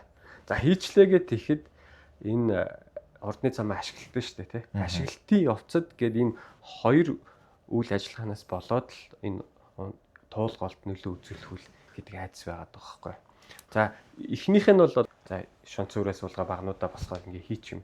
Хоёрдугаарх нь болохоор одоо ашиглаж явах явцад цас масаа арилган тэр цэвэрлэгээний асуудал үүсэх нь бодис хийн гэх тэгэхээр голынхаа дагууд байгаа учраас тэгээд тэр чинь нэг цоргоор ус зайлх цоргоор доошоо унж таарч. Тэгэхээр гол руу орох нэг эрсдэл байна. А энэс болохоор би танк сөөрлүүлнэ гэдэг тэгсэн мэт тий. Танкнууд сөөрлүүлээд ингээд үйл ажиллагаа явуулаад ах юм байна. А гэтэл бас би нэг сая нэг бичлэг үзлээ. Саяхан л яач чинь түр шачиж байгаа машинууд мөргөлдөөд ингээд аймаг их түр шасгарч шүү дээ тий. Иймэрхүү эрсдлүүд ч байх юм уу? Ер нь энтэй төстэй өөр ямар эрсдлүүд вэ? Эдрийг бас тооцсон байгаа болов. Тэгэхээр мэдээж хөдөлгөөний аюулгүй байл гэдэг очихгүй. Энэ жолоочтой маань илүү хариуцлагатай явах л асуудал болж байгаа тий. Одоо жишээ нь ингээд аюултайчаа тээвэрлэл төр явхад сая Түнжин гарын явцсан дээр бол тэгэл гарлаг байш маш олон хүн амнасаа эрсдэж чинь тий. Энэ эрсдлүүд бол мэдээж хотын одоо урдны зам өөр газараар байсан ч гэсэн байж л таараа гэсэн. Тэгэхээр энэ дээр бол аюултайчаа тээвэрлэлтч вэ ямар нэгэн байдлаар бол тээвэрлж байгаа тохиолдол бол иргэд одоо тээврээс жолоож байгаа жолоочдор маань илүү хариуцлагатай явах хэрэгтэй болж таарж байгаа. Нэгдүгээр хоёрдугаар зөв тууш зам гэдэг байдлаараа явъя. Макс хурд бол 100 км/цагийн хурд дээр илүү оруулаад тууш зам гэдгээр экспрессвей гэдэг. Одоо freeway, highway, expressway гэх юм те. Иймэрхүү байдлаар бол экспрессвей чиглэл рүүгээ илүү тул урдан замыг ашиглаад макс нь бол 100 дээр барина. Иймэрхүү байдлаар явъя л гэдэг. Одоо байгаль орчны нөлөөллийн үнэлгээнд дээр бол ашиглалтны үед баг гэдэг нь баг нөлөөтэй байхгүй. Ер нь бол баг гэдэг маань бол энэ дээр ямар нөлөө гарах вэ гэхээр яг гүүрэн хэсэг дээр байгаа цас. Тэ цасыг мэдээж гулгын цэвэрлэхийн тулд давсцсан тэ. Давсны хэмжээ гарах юм бол тэгээ өвөл байгаа төгтөл тэр бол урсаж гарна гэсэн ойлголт байхгүй. Хусч аваа грейдердэн шүү дээ. Мэдээж грейдерүүд явна. Тэгээ нэг бол одоо ч гэсэн хийж байгаа цасыг бол хоовороо зөөж ачна. Тэгээд тэндээс авчиад юунаар хасгадаг, хогийн зэг дээр хасгаж байгаа. Ийм л байршлууд дээр байгаа цасуудаа. Тэгэхээр яг л энэ байршлаар бол цэвэрлээ явах байх. Бид нар доороо танк сөржүүлээ гэж ярьж байна. Хэрвээ ямар нэгэн байдлаар өвлийн тохиолдолд хавар намрын үтчтэй хата давслаас урсахад энэ нөхцөл бол танк сөржүүлэх байдлаар бол гүрэн байгууламжийн наривчлсан зургуудаар бол тусгай явъя гэдэг байдлаар л ажиллаж байгаа. За тэгэхээр манай иргэд бол маш анхаарал болгоомжтой зөрчихгүй болохгүй юм дээ. Одоо бидэнд чинь түүх вэ шүү дээ. Одоо 2 цаг ч гэсэн гараад ирлээ ш түлшээ асгаж байгаа тий. Яг иймэрхүү тээвэр хийхээр бол бас сонгохгүй байх нь зөв. Тэг сонгох л да. Дотор явж байгаад аваар усл гаргаад бүр дэлбэрээ хийчих юм бол аюул таачаа тээврэг бол тойрог замаар бол хурдны замаар бол тээвэрлэх байдлаар л явж байгаа. Тэрнээс шүүл яг ингээд орон сууцны хороол дотор явж байгаа аюул таачаа тээвэрлэлт бас эвгүй шүү дээ. Ингээд маш нарийнхан зайд маневр тий ямар нэгэн байршлаар бол мөргөлдөх ч юм уу. Ийм эрсдэл бол бас их бий. Бас нэг юм ярих гэсэн. Туулын хурдны зам баригдсан ч баригдаагүй ч хамгийн эрсдэлтэй юм нэгд юу гэхээр үерийн эрсдэл байна. Одоо бид нар яг тэр загварчлалтээр суугаад үерийн усны тооцоог ямар шүү байдлаар багасгах уу? Манай яг талангаар хийж байгаа замын одоо өндөр маань 4-5 м өндөртэй байх юм бол хэрэг хэмжээний урсцыг өнгөрүүлэн гарах. Улаанбаатар хотын хувьд 1966 оны үерээс хойш 68 оны үерийн 68 онд одоо улсаараа ингэж гарч бий болгосон одоо үерийн даалан байгаа тийм. Энэ үерийн даалангаа одоо туулын урдны замын хүрээнд хүчдэг яа гэдэг байдлаар бол ашиглаж байгаа гэсэн. Тэр туулын урдны замын хүрээнд бол даалангаар хийж байгаа хийцлүүд маань өөрөө юугаар авч байгаа. Бүрэн ингээд үерийн даалангийн төлөвлөлтөөр бол хийгдэж явна гэсэн. Тэгэхээр үерийн даалангийн төлөвлөлтөөр хийгдэж явж байгаа гэдэг нь энэ усыг одоо оржиж байгаа 66 оны одоо 66 оны үетэй адил хэмжээний усыг оруулж ирэх даах чадвартай ийм байдлаар л тооцооллыг бол хийж байгаа гэсэн. 1900 одоо 100 жилийн тооцоолоор хамгийн их хэмжээний урт хугацааны хэмжээр авал үерийн тооцоо хийж байгаа ш. Тэр нь 66 оны үерийн хэмжээтэл гарч байгаа гэсэн. Тэгэхээр энэ байдлаараа бол үерийн тооцоо хийж байгаа. За усны экспертүүд энэ ганц санаа зовж байгаа үерийн эрсдэл байна гэж байгаа. Улаанбаатар хот яг өнөөдөр үерийн эрсдэлтэй үрж ийн үгүй. 24 оны үерчин бол орж ирэхэд River Garden хаан хил центр дээр байгаа талан дээр бол яг тулаад яг гарахад бол маш ойрхон байсан шүү дээ. Тэгэхээр юугаар хийж байгаа. За уулын замаар хийж байгаа. Талангийн хэсэг нь угаагдаад энэ чинь ингээд чулуун гар дүүргсэн торхон дотор бэлхийгнүүдийг хийж ингээд дүүргэж ийн жишээтэй тий. Ингэж хамгаалтуудыг хийгээг бол мэдээж одоо уулын зам маань угаагдах эрсдэл аюу өндөр байгаа. Далан угаагдаж байгаа гэсэн. Тэгэхээр далан бол ямар нэгэн байдлаар дагуу налуугаар бол бетон хийцлэр бол хийх нь зөв юм байна. Тэгэхээр угаагатлал сэргийлэх энийг бол зайшгүй хийхгүй бол одоо уулын зам маань бол яг ингээд хэсэг нуглаатай хэсгүүдээр бол угаагдал үүссэн. Одоо энэ river beach-ийн цаатал. Тий, энэ дээр бол яг гүн огцсон яг ингээд тохоо хэсгүүдээр бол угаагдлууд бол бий болж байгаа гэсэн. Тэгэхээр энийг мэдээж урсгал заална энэ дээр бол хүчтэй ажлууд бол зайшгүй хийгдэнэ. Тэгээ гол бохирдно гэдэг барилгын ажлын үед мэдээж голын урсгал бол урсгал ус мэдээж бага хэмжээгээр бол бохирч байгаа. Гэхдээ энэ дээр бол ямар нэгэн байдлаар химийн бод засгасан юм бол байхгүй нөө зүгээр л шороолж болж байгаа гэж байна шүү дээ. Тэгэхээр энэ бол ямар ч улсад одоо ямар ч далан хийж байгаа ч юм уу ус одоо гол горигтой ойролцоо ажил хийж явахд бол явагдана. Тэгээ энэ хийгдсэний дараа угаасаа нөхөн сэргийлэл нь хийгдээд ирээд усглаа буцаагаад залхад бол байгалаараа агуулс зөвшөөрөл явна. Энэ дээр бол нэг тэгж амар. Одоо бид нар ингээл уулын замыг ингээ далайн хэсэг нь угаагдаад ирэхэд энийг урсгалын заалж боож чинь тэнцэн цутгалтын ажилтыг хийгээл далангийн бэхлэгнүүд хийн шүү дээ. Тэрнээс өөр бид нар ингээ устай байж хат хажуугаар нь юу ч хийхгүй байж байгаа тэр хідэн тэр бумаар бүтсэн уулынхаа замыг урсгаад явуулна гэж байхгүй. Ингээд алдлаа гэхэд гол гудуун замууд ч юм уу ямар нэгэн байдлаар ингээд зам эвдэрлээ гэхэд энэ дээр явж байгаа алдагдсан боломжийн өртөг гэдгээс ч үүсэж байгаа эдийн засгийн хохирол маш их хэмжээгээр байдаг. Өнөөдөр Улаанбаатар хот гэхэд ойролцоогоо 3.8 их найдын ингээд тэрбум гаруй долларыг бол зөвхөн алдагдсан боломж өртөг буюу төгжөлд өнгөрүүлж байгаа цагийнхаа хэмжээгээр ингээд бодоод үзэхэд алдчихж байгаа байхгүй. Өдөртөө жилийнхаа хугацаанд бараг 2-7 хоног 3-7 хоног зөвхөн ингээд машин дотор суугаад өнгөрүүлчихлээр чинь бидэрт хийж бүтээж байгаа юмуд асар бага болчиход байгаа байхгүй. Тэгэхээр ядчил одоо энгийн хүнд хэлэх юм бол те за чи ингээ хүүхдээ ингээд нэг дугуулсан секцэнд явуулъя гэж бодож чинь те. Гэтэл харамсалтай нь ингээ төгжчээд байгаа за болиг гэчихэд те. Тэгэхээр нөгөө одоо өөр хүүхд чинь ингээд юм сурах боломжоо алдчихна гэсэн үг. Дараа нь тэр нэг дугуулсан секцийг ажиллаж байгаа тэр хувийн хвшил маань нэг кастомер буюу үйлчлүүлэгч алдчихна гэсэн үг. Ингээ энээс үүдээ төгжрлээс үүдэж байгаа дам нөлөөлөл гэдэг маань эдийн засгт үлж байгаа асар их хохирлыг бий болгож идэг. Тэгэхээр төгжрлийг одоо баг одоо 32% хүртэл бууруулна гэдэг байгаа шүү дээ. Тэгэхээр энэ нөлөө маань өөрөө эдийн засгт асар их одоо эерэг нөлөө үзүүлж байна гэсэн үг. Тэгэхээр энийг одоо дагаад JICA-гийн хийсэн тооцоон дээр байгаад байгаа шүү дээ. Зөвхөн туулын урдны зам одоо 900 өрхийн судалгаа гэж хийсэн байхгүй юу? Нэг зөрчилтийн судалгаан дээр үндэслээд яг Улаанбаатар хотод хэрэгжих 2022 онд шүү дээ. Нийт ингээд авт замуудын эдийн засгийн ашиг тооцоолыг гаргаж ирэхэд хамгийн өндөр өрнөлөөд туулын урдны зам гарсан байхгүй. Алмаг хийсэн JICA. Тэгэхээр 700 тэрбум төгрөг шууд өөр нөлөөллөөр одоо travel time cost гэдэг ч юм уу те. Энэ нөлөөллөөр үүсэх юм бол 706 тэрбум төгрөг жил болгон Улаанбаатар хотод эдийн засгийн эрэг одоо нөлөө үзүүлэх юм байна. Эрэг мөнгө урсгалт гүйж эхлэх юм шүү дээ. Тий. Тэгэхээр ийм нөлөө бол гаргаж байгаа байхгүй.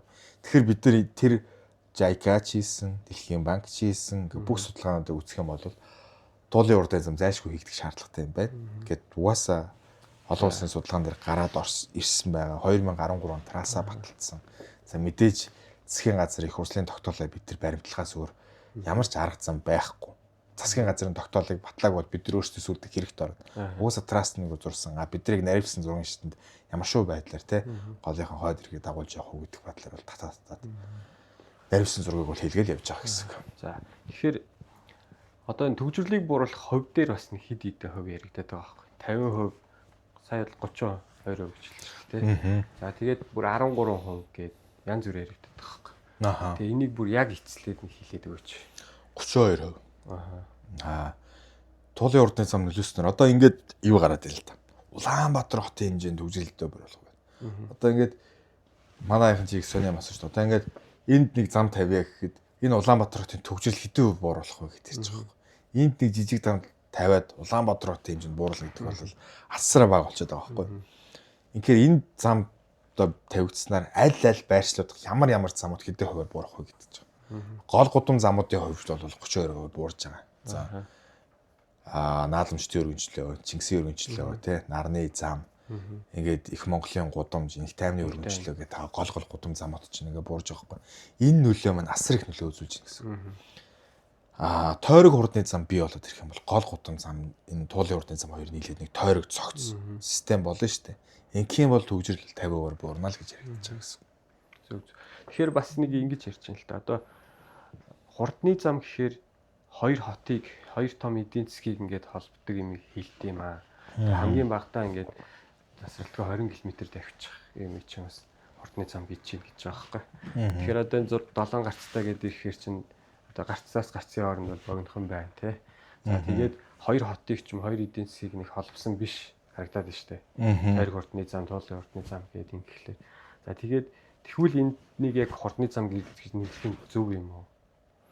Яг хурдны зам муу юм уу? Гэдэг дээр мэдээж тайлбарлаад өгч. Хот доторх хурдны зам гэдэг одоо interstate freeway ч юм уу те. Хурдны замын exit-үүд ерөнхийдөө 3 майл үү. 3 майл гэдэг маань ерөнхийдөө 5 км цаа. 5 км тутам өрттэй. За одоо энэ хийж байгаа туулын хурдны зам маань мөн ялгаа байхгүй. 5 км тутамд л нэг exit-үүд байгаа. Тэгэхээр хот доторх хурдны зам гэдэг маань өөрөө юу гэж нэхэ бид нар хот дотроо байна. Гэтэ тойрог хэлбэрээр гаргаж байгаа. Мэдээж хоёр одоо имейлт байна тий. Одоо туулын хурдны зам маань имейлтийг холбож байна. Одоо налахтай холбож байна тийм үү. Имейлтийг налах гэсэн хоёр том одоо эко ажилтны парк болно гэж суурьшлын бүс бий болно. Үлзийт орж ирж байна тий. Имейлт үлзийт гэх мэтчлэн ингээд нисгсэн том хэсгийг бол холбож байгаа. Холбох явдал холбож байгаа чиглэлийн хувьд. За хоёрдугаар тэрх юм бол хот дотор хийгдэж байгаа одоо өчнөө хурдны замууд бол байна. Хурдны замууд бол хот дотор хийгдэж явна. Хотын захаараа илүү тойрж байгаа. Тэгэхээр Улаанбаатар хотын захын хэсэг нь аль вэ? Урд зах нь. Одоо таны үед юу гэж бодож байна? Уулын зам. Уулын зам ч урд хэсэг байхгүй. Улаанбаатар хотын урд хэсэг ч уулын зам. Дээшээ гараад тэр богдын захиргаан байгаль орчны яамд харилцдаг. Улаанбаатар хот биш шүү дээ. Тэнд байгаа бүх барилга барих зөвшөөрөл энтрийг байгаль орчны яам өгч байгаа. Байгаль орчны яам тэн дээр ч орж иж байгаа байхгүй. Тэс Улаанбаатар хот дотор явж байгаа хамгийн урд зах чинь туул голоороо зайшлаа зайсан хэсэг ч ингээ болчихж байгаа байхгүй. Ингээ хязгаар нь хойшоо гараад ирэх юм бол яамны мэдлийг хол явчихж байгаа. Тэгээд яармаг хэсэг дээр мөн ялгаа авахгүй байгаль орчны яам өгчсэн. Тэгээ одоо сүүлдээ яг ингээ хилийн цэсүүд дээр чинь ингээд тогтоогоод нийслэл авъя гэд. Одоо энэ гүнт байна те. Тийшээ гүнт гэн нүхтийн ам гэж ярьдаг те. Нүхтийн ам дээр хийгдэж байгаа одоо бүх хаус хороолол хотнууд чинь байгаль орчны яамнаас газар нь болгоод зөвшөөрөл аваад ингээ барилгаа барьсан. Отог гэж аваад энэ чинь барилга барьцдаг. Тэгээ иргэдэн зам тавьж өгөөч чих. Наа чи Улаанбаатар хотын хилийн цэс гарцсан байна. Энэ дээр байгаа болохгүй гэдэг ч юм уу те. Эдгээр татвар үйл хөдлөлийн татвар гэж байгаа хэдэн төлдөг мэдэхгүй. Улаанбаатар хотын төсвөр л орж ирдэг. Ингээ ороод ирэхлээр энэ хэсгүүд чинь Улаанбаатар хотын урд хэсгээрээ л бид нар явуулж гин гэсэн. Тэгээ тойрог гэж байгаа зах хэсэг рүү төвлөрлийг задлая. Хурдны зам дээр ингээ үүсэх юм бол экзитүүдийг дагаад үйлчлэгээний төвүүд ялангуяа бий болгох жишээтэй те. Тэгээ экзитэд дагаад тэнцээ чинь үйл хөдлөлийн ингээ real estate-үүд нь ч гэсэн өндөр болно те. Энд дээр дагаад эдийн засаг бол асар их хэмжээгээр хөгжиж явна гэсэн. Тэгэхээр энийг бол ямар нэгэн хотуудыг холбож байгаа. Эмэлтийг холбож байна. Налахтай холбож байна. Налах Багнуур хэсэг дээр гарч ирж байгаа тээвэр эрсдэл хөдөлгөөнөөр ороод ирэхэд зүүн талаасаа орж ирлээ. Одоо яармаг хотын захиргаал чинь яармагт бий болсон. Ороод ирээ гэх юм бол тэндээс орж иж байгаа бүх тээвэр эрсдэл орж ирэхдээ Улаанбаатар хотыг хөндлөн гарч ижил орж ирнэ. Ямар нэгэн байхгүй. Гэх мэтчлэн чи асар олон одоо ерхий архитектурууд байна те. Манай архитектурууд нь бодолцоод энэ трассыг бол гаргасан л байгаа. Тэгэхээр одоо real estate-үүдийн үн цэний хувьд харин эсэргээрээ яригдаад исэн. Сая бол өсөн гэж хэлж штэ тий. Тэгэхээр нэг бас одоо тэр шар мэдээлэл гэх бах та. Одоо River Garden-ы үн туулын хурдны замын нөлөөгөөр унах гад байна гэдэг юм яригдаад байсан. River Garden унн одоо эсвэл хаан хийс унж гэдэг юм. Одоо мэдээж туулын хурдны зам хэрэгж байгаа энэ хийцэлтээр бол дуу чимээг одоо бүр яг ингэж шингээх юм акустик юутай маш цуцсан хана. Одоо ингээ яг бетонын өөрөн байгууламжийн дээр бол ингээ зургийн төлөвлөгдөд хийгдэж байгаа гэсэн. Энэ дээр бол ямар нэгэн байдлаар дуу чимээний децибелийн хэмжээ бол 40-оос итэхгүй байх хэмжээгээр бол бид нар л стандартыг тавиал явж байгаа. 40 бол хангалттай тий. А эсэргээр нөгөө тал чинь харагдах чинь зарлаад ирчих юм шүү. Тэр талаасаа бас гүүр яг давж байгаа хэсгүүдээр бол мэдээж өндөр байгаа. 20 м өндөр байгаа. Гэхдээ ингээ ороод ирэхэд бол даган нулуугаар буураад орж байгаа. Гэхдээ нөгөө формула барина. Даган нулуу. Тийм хурдан цагийн хаяг хангаад тий. Хангаал бууруулж байгаа гэсэн. Аа. За одоо тэгэхээр хурдны замын тухай нэг асуулт асуугаад ерөөхдөө нийслэлийн авт замын сэдв рүү орё. Тий. За тэгэхээр туулын хурдны замын ажлыг бол түр одоо ингэ зогсоочлоо гэдэг чийс тий. Тэгээ яагаад зогсчихв? Тэгээд үргэлжлүүлэхийн тулд одоо танай агентлаг юу хийж байгаа вэ? Тэгээ хизээ үргэлжлэх үү? Яг одоо туулын хурдны зам бол хийгдэнэ үстэй. Яг ингэ зогсож байгаа асуудал биш үстэй. Тий. Туулын хурдны зам зогсож байгаа юм бол ерөөсөй байхгүй. Түр зогсож байгаа гэдэг маань өөрөө энэ дээр бол байгалийн менежментийн төлөө тухайн жилээ батлуулаад явж байгаа л хэвээр. Тэгэхээр тухайн жилдээ батлуулаад менежмент төлөө бол зайлшгүй хийлэгдэг байгалийн нарийн сүнлэгээ гарсны дараа. Тэгэхээр энэ асуудал одоо энэ юм хийгээд энэ дээр бол буцаасан бид сайжруулаад заслаа төр зогсоол гэдэг байдлаар бол шийдвэр гараад тэгээ одоо энийг сайжруулаад өгсөн байгаа. За одоо байгалийн яамныхан маань судлаад явж байгаа. Тэгээ энэ дээр үүний дараагаас бол тэгээ батлагтаа гараад ирэх юм бол ажил маань үргэлжлэл явна гэсэн. Тэгэхээр бэлтгэл ажлуудын хүрээнд бол хангах ажлууд бол хийгдэж байгаа. Мэдээж яа харахгүй энэ дээр бетоны үйлслүүд бол кемп дээр бол ухсрагдчихээн. За дам нурууны бэлтгэх талбаануудаа хийгдэж байна тий. Энэ дээр бол бэлтгэл ажлуудыг маш сайн хангах хэрэгтэй.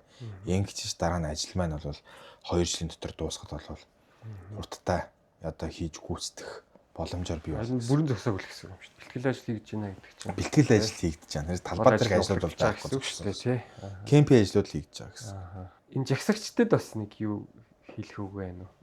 Одоо жагсаал бол өдөр болгонд яваад байгаа юм л шүү дээ тий. За би бол одоо яг үнийг хэлэхэд сейв туул. Одоо сейв туулаас ч өмнө ямар нэгэн бордюр гэхэд бордюр гээл баах юм байна. Одоо би энээр бас нэг тайлбар хэлье гэж байна. Бордюр мөнгө угаалаа гэдэг. Одоо яг одоо Future Progress гэх компани гүнтийн авт замын шинжилгээ ажлыг хийж гүйцэтгсэн. За ингээд бид нар хэлээд одоо менежт болгоноос аваарай гэсэн менежт болгоноосаа авсан гэж байгаа. Тэгээ ингээд байгууллагуудаас аваад бетоны хашлахаараа хийсэн. Бетоны хашлахаараа хийгээд одоо өнөөдөр ихэд нөгөө хашлах нь одоо хашлах нь дахиад одоо үүрээд ингээд бутраад унтсан. Тэгээ одоо Future Progress-ийн тэр захиралцлаа өөрөө ингээд жоохон хэрвээ инкийг мэдсэн бол нэг мөсөн чулуун хашлахаар хийждэг гэж. Тухайн үед одоо үнтэй ч гэсэндээ би нэг хийлэхэд одоо энэ жил биесэн би ямар ч асуудал явж байгаа юм. Одоо би дахиад их хэмжиж 350 сая төгрөг би дахиж хийх болж байгаа. Гэх мэтчлээ. Бид нар ингээд юмыг зөв талаас нь харах хэрэгтэй болж байгаа. Одоо чулуун хашлахууд гэхэд өнөөдөр ингээд бетоны хашлахаар хийгдсэн ихэнх байршлууд ингээд бутраад үүрээд уншдаг. Одоо энэ магадгүй бетоноос одоо цементний орцноос орж ийн үү? Бетоны маркаас нөлөөлөл юм. Эсвэл арчилтыг нь яг тодорхой хугацаанд нь яг хийж ийн үгүй вэ гэдгийг одоо зөвхөн гүнтийн зам дээр 4700 хашлага болсон. 4700 хашлага болгон дээр бид тэр шинжилгээ авч явна гэдэг бол хэцүү. Төвчсөн байдлаар авлаад тэр хангалаа хийчдэг. Дараа нь ингээд бид нар бол зөвхөн одоо юугаар л үзэж явах жишээтэй тий. Ишмитлийн алхаар тэгэл батпикийг нь үзэж байна. Уус өөр ямар юу байхгүй. Одоо хийх угаасаа стандарт дээр нь ч тийм байхгүй. Ишмитлийн алхаар батпикийн үзлээ гарч идэг. Гэтэл яг ингээд ажлууд хийгээ явуулангууд магадгүй арчилтаасаа хамаарат бутрах ч юм уу тий. Иймэрхүү байдлууд үүсэт бий болж байна. Тэгэхээр зүгээр чулуун хашлаг гэдэг бол бидний хувьд одоо бид өнөөдөр үнэтэй юм шиг санагдал гэл иргэдэн тухайд чинь нэг хэсэг чинь бөө юм болсон шүү дээ. Гэтэл урт хугацаанд үзэх юм бол энэ эдийн засгийн асар өндөр үр ашигтай зүйл болчихж байгаа байхгүй. Одоо энэ Total-гийн компани хийж гүйцэтгсэн байгаа. Sapporo-гоос юу хүртэл 25 дугаар эмээс хүртэл байсан уу? Замыг өргөтгсөн. Тухайн чулуун ажиллагаар хийсэн. Тухайн төсвөртөө 2000 тэр чинь 6 онд байлуу. 6 онд хийж гүйцэтгсэн байхад 95,000 төгрөгөөр нэг чулуун ажиллах нэг тогтоож гарч ирсэн байна. Тэгээ хийж гүйцэтгээд ажлууд нь дууссан. 2025 онд бид өнгөрсөн жил юу хийж гүйцэтгсэн тийм үү? Их тайны өргөнчлөг Sapporo-гоос офицер хүртэл шинжилгээ ажлыг хийсэн. Гэтэл инх тайны өргөнчлөг төр байсан чулуун ажиллагуудыг нэгийг нь ч бид нар хаяагүй буцаагаад өндөрлөөд ашигласан. Тэгэхээр энэ нэгж хашлага маань үүрж бутарч унаагүй. Ашиглахын шаардлага хангасаар л байна. Механик хэмтлэлээ орж. Тэгэхээр энэ дээр ямар нэгэн эвдрэл хэмтэл байхгүй. Бид нар энийгээ байнга ашиглаж байгаа учраас магадгүй нэг удаа мөнгө гаргахтай их. Гэхдээ урт хугацаагаа бодох юм бол үр ашиг нь өндөр байгаад байгаа байхгүй юу?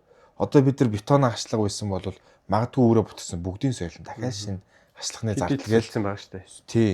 Гаргаж ирж л байгаа гэсэн. Тэгэхээр 20 жилийн усанд бол хідээ солилцсон байгаа тий. 5 жил одоо бараг 2 жил болоод ингээд хашлаханд зарим нь ингээд бутарж унжих жишээтэй. Гэтэл ингээд бетонын хашлахандаас үүсэж байгаа одоо байн нэг бетонын хашлах их магадгүй 30,000 төгрөг багтай дэвтэр сууж байгаа үн. Гэтэл за 100,000 төгрөг ч юм уу те 105,000 төгрөгөөр чулуун хашлах суулаа. 3 удаа солиход нэг угаад нөхөх жишээтэй. Ингээд яваад үзэх юм бол урт хугацаанд 20 жилийн дотор ихэд бараг 4 солихоор хэмжээтэй болчиход байна шүү дээ 5 удаа гэх юм бол. Тэгэхээр энэ ингээ үзэх юм бол урт хугацаанд бол чулуугаар хийсэн хашлах маань илүү өргөөж нь өндөр байна. Гэх мэтчлээ ингээл зарим юм дээр ингээд ажил нь дуусаагүй байгаа ажлууд дээр очиод энийг одоо ийм байж ингээл нэг юм одоо урсчлаа л гэн тэ. Гэтэл ингээ ажил нь хийгдэж бүрэн дуусаагүй байх ажлууд дээр ч юм. Одоо ингээ зайлсангийн гудамж авцамууд бол хийгдээд дууссан байгаа.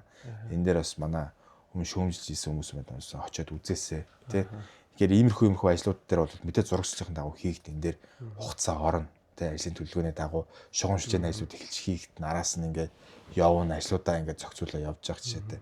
Тэгэхээр энэ ингээд шинжилгээ ажлуудын бүх одоо мэдээж үнцаас босгоод шинжилгээ ажил хийгдэд явсан. Энийн өрөөнд хэн очсон байг бол манай замын компаниуд, асфальт үйлдвэрлэгч нар, тий, завуудууд эдгээр л ингээд мэдээж эдийн засгийн хөгжим бүх одоо завуудууд маань л үйлдвэрүүдийг шинжиллээ, тий. Ихэнх компаниуд маань дэвсгчтэй болж авлаа. Одоо дэвсгчний асуудал алга. Замын компаниуд маань ингээд чадварчаад байж гэнэ гэсэн. Тэгэхээр энэ дээр ингээд чадварчаад дараагийн ажлуудыг хийх ч гэсэнтэй энэ ажлууд дээр бол замын компаниуд бол маш их дэмжлэг болсон байх. Тэгэхээр энэ компаниуд маань ч гэсэнтэй дараагийн ажлуудыг хийхдээ ч гэсэнтэй одоо техник тон төхөөрөмжтэй шинжилсэн арай илүү чанартай гүйцэтгээд илүү явж байгаа. Өмнө нь одоо 24 оны 9 сард чинь ажил авсан. Тэгээ энэс хойш яг ингээд ажил хийгдээ явж байгаа чинь нэг 8 дэвсгч байна уугүй юу 5 дэвсгчтэй байсан. Ингээ авчихлаар бусад байрлалууд дээр нь дэвсгч нь олддгоо те. Тэгээ ингээ ажлуудыг хийхээр дэвсгч байхгүй гэд ингээ бараг дэвсгч түрээстэй хүн маань өөрөө ингээ бараг бүх ажлуудын хувааруудыг гаргаж чишээ те. Нэг иймэрхүү л байдалтай бүм байсан. Одоо бол харьцангуй илүү өөр болсон байх. Тэгээ энэ дээр бол бас одоо эдийн засгийн хувьд ч тэр компаниуд маань ч гэсэндээ тоног төхөөрөмж сайжирсан. Яг үүнтэй адилхан. Одоо ингээд хашлах солио гэхээр гарч ирнэ. Зам шинжилгээ гэхээр гарч ирнэ те. Хурдны зам барихаар гараад ирнэ. Тэгээ одоо ингээд холбоос замуудыг хийгээл явж байна те. Холбоос замуудыг одоо өнгөрсөн жил ихэд River Guard-ыг хүннүүтэй холбосон 130 м зам хийгдсэн. Энэ бол асар их одоо ачаал ихтэй зам болсон байна тий. Байнгын хүмүүс ирж байна. Энэ зөрүүлээд их Монголын гудамжны одоо яг төвчлөлтэй бол асар их хуваалцжээ. Тэгээ одоо Vega City бид нар Солонгос элчинтэй холбох одоо замын ажлуудыг эхлэх гээд байна. Иргэдтэй бол маш их эсэргүүцэл тулгарч ирсэн.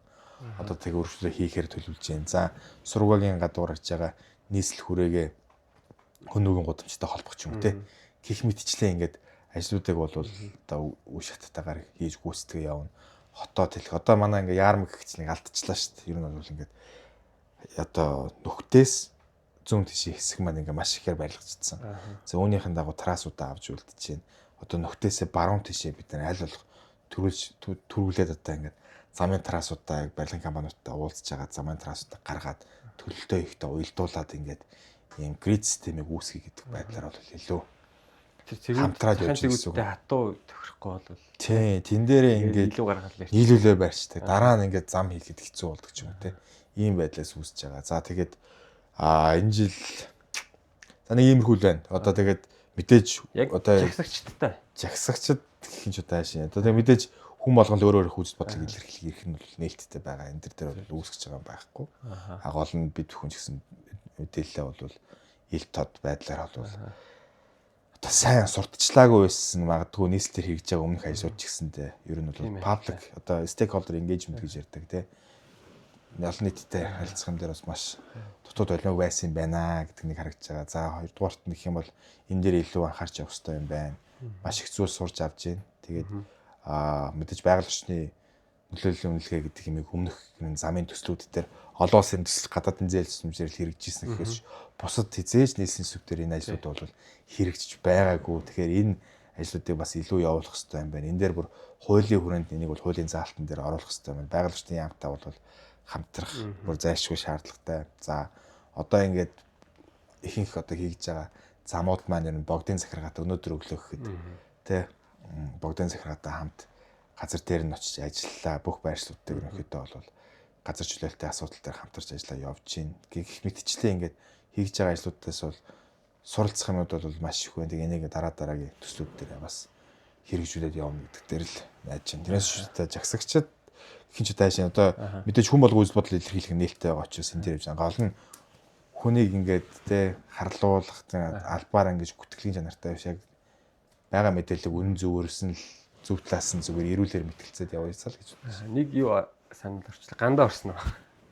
Түээ тооцоо тоглоно. Би яг юун дээр энэ подкаст бас яагаад хийгээд байгаа гэхлээр энэ замынхаа тухай хүмүүст ойлгуулмаар санагдаж байгаа. Одоо жишээ нь бордюрнаас өсвөлээл яадаг л дээ. Тэгэхээр энэ бордюрыг гол хийлгэж байгаа захиалагч нь бол танай газар шүү дээ, тий. Ихэнх бордюрыг хийлгэж байгаа. Тэнгүүт л замчт дээр нөгөө маф гэдэг нэрэнд хоогдоод ороод ирчихэж байгаа байхгүй. Тэгэхээр одоо энэ олон нийтэд сурчлагаагаа хийх юмыг бас сайн хийж байгаасаа гэж би бодоод байгаа. Энэ ийм учиртай, тийм учиртай гэдэг. Одоо сая бол ингээд бордюрийн тухай миний асуух гэсэн асуултыг өөрөө шууд ярьчлаа л та тий. Бордюрийн тухай яриулъя гэж үзсэн. Өмнөх дугаарын зочдуудаар ч гэсэндээ яриулж лээсэн л та. За тэгээд яг хамгийн гол хүн нь одоо та өөрөө учраас ярихгүй бол болохгүй.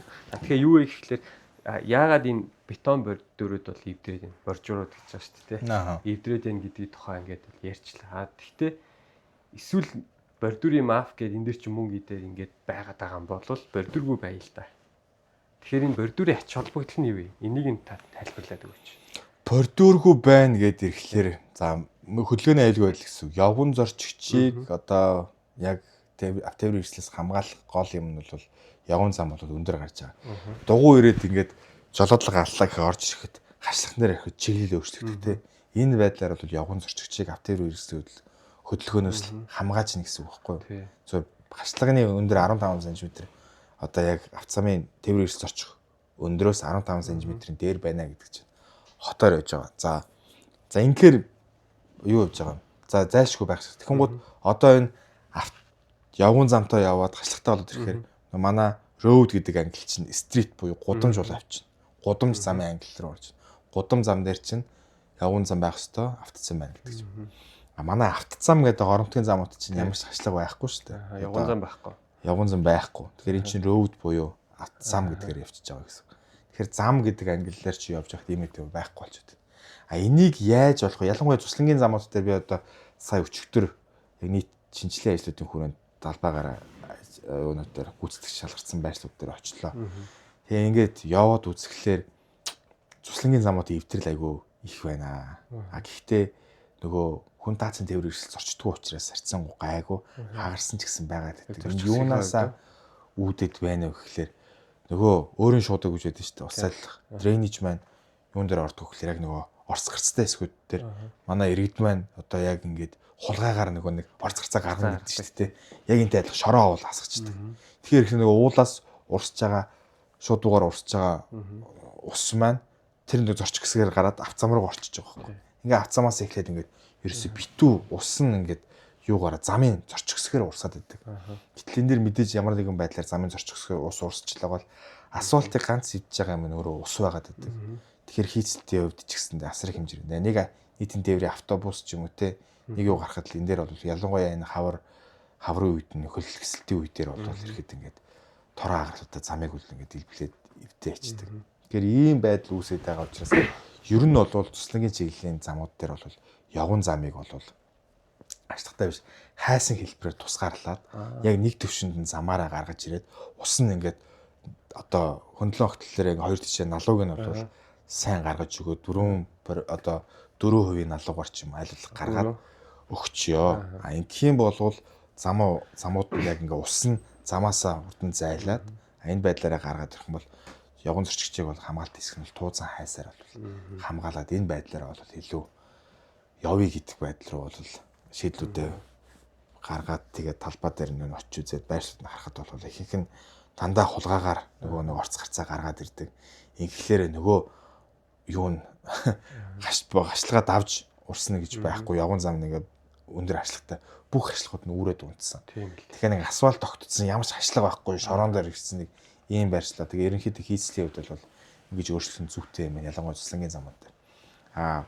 Өнөөдөр яг Улаанбаатар хотод байгаа ялангуяа төв суурьшил хэсгүүд дээр мэдээж явган зам байх хэрэгтэй гудамж зам ангиллаар явж байгаа. Явган замын хөдөлгөөнөөс бол хааж байгаа ганц юу бол энэ хашлага байна. Тэгэл юугаар явж байгаа. Тээврийн хэрэгслийн хөдөлгөөнөөс бол явган зорчигчийг бол хамгаалж байгаа. Захиалагчийн хувьд гэх юм бол мэдээж нийслэлд хэрэгжиж байгаа автозамууд бол хийгдээ явж байгаа. Тэгээ зургийн гүйцэтгэгч нар маань ерөнхийдөө бол хувийн одоо секторын хүмүүс байгаа тийм. Тэгээ зураг хийж явахдаа бол энэ дээр бол хашлахуудыг хийж байгаа стандартын дагуу зураг явж байгаа гэсэн. Зөвхөн хоёрхан л англи л байгаа. Бид нар ингээд жил болгон бетоноор хийгээ явдаг. Өнөөдөр Улаанбаатар хотод ганц л юм шүү дээ. Яг нь минжит болгон гэдэг л ганц байгууламж одоо хашлага хийгээ болцсон. Ингээ ганц байгаа нь минжит болгоо. Минжит болгон юугаараа орлоо. Хашлага нь ингээд захиалагч нь ингээд одоо захиалгаад хэлэхгүй байна гэх. Ингээ хүлээгдээс сууна гэсэн. Шинжилгээ ажил хийхдэггүй.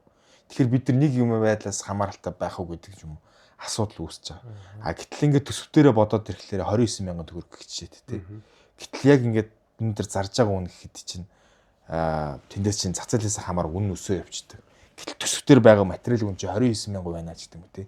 Ийм байдлаар их манай одоо ялангуяа замын салбарын илүү үзэх бах. Тэгээ энэ дээр бол экспертүүд маань ч гэсэндээ яг энэ материалын үнэ тавихтаа зах зээлийн ханшийг илүү гаргаж оруулах шаардлагатай байгаа. Ингээд зарим ингээд шин ч юм уу те LED гэрэлт суурилуулах шаардлагатай нэг гэрэлтүүлэг ороод ирэх. Ийм үтэй байхгүй наата хас гэл үнийг нь хасаад байдаг. Гэтэл ингээд тэр нөгөө одоо захиалагч нэг тим гэрэл гэдэг. Тим гэрэл нь ороод ирэхлээр экспертүүд нь үнийг нь хасаад ахлаар шин юм хийж болтгоо те. Яг ийм байдал бол одоо ялангуяа замын салбарт ч гэлтгөө одоо барилгын салбарт ч гэсэн юм байгалах. Тэгэхээр иймэрхүү одоо шинээр хийж байгаа ажлууд шинэ юмуд дээр бол манай экспертүүд маань ч гэсэн энэ дэр илүү одоо уян хатан байх хэрэгтэй. Өнгийн тавьчихгүй л болохгүй шүү дээ тий. Одоо тэр зураг цэцэл зохиогч маань одоо боржин чулуугаар төлөвлөөд ороод ирчихлээр бетоноор хийлгэнэ гэж хасч болохгүй. Тий. Тэгэх юм бол боржин чулууг төлөвлөөд өгчих юм бол нийслэл хөрөнгө оруулалтаа хийдгээрээ хийн. Хийгээл явна тий. Тэгтээ дэргүү бид энэ бетоны хашлах хийхэд ч гэсэндээ одоо замчин мэдээж барилга одоо суур юу гэдэг нэг давхар хоёр давхар дотор саан цахилгаан гэд амар олон бүтээсээс бүрдэж байгаа шүү дээ тий. Зам ч гэсэндээ адилхан ингээд олон бүтээсээс бүрдэж байгаагийн нэг нь хашлах боржуур. Тэгээ яг тэр тухайн боржуур гэдэг бүтээцийн хувьд бол гүйцэтгэгч бид нар бол ашиггүй л ажилдаг шүү дээ. Ер нь бол ашиггүй шүү дээ. Бордурийн мафаараа ингээд салбараараа дуудуулаад яваад байгаа байхгүй. Таны тэгээ одоо хувийн салбар илүү ярмаар авчих. Хашлаг гэдэг их 29 мянга байдаг. Гэтэл энэ чинь төсөвтөр тавигдж байгаа үн 29 мянга байдаг. Ингээд амьдрал дээр зарагдаж байгаа үн 30 хэдэн мянга. Бид нар бараг алдагдaltaй. Тэгээ одоо гүйцэтгэгч компаниуд маань бол ерөнхийдөө алдагдaltaй л ажилладаг шүү дээ.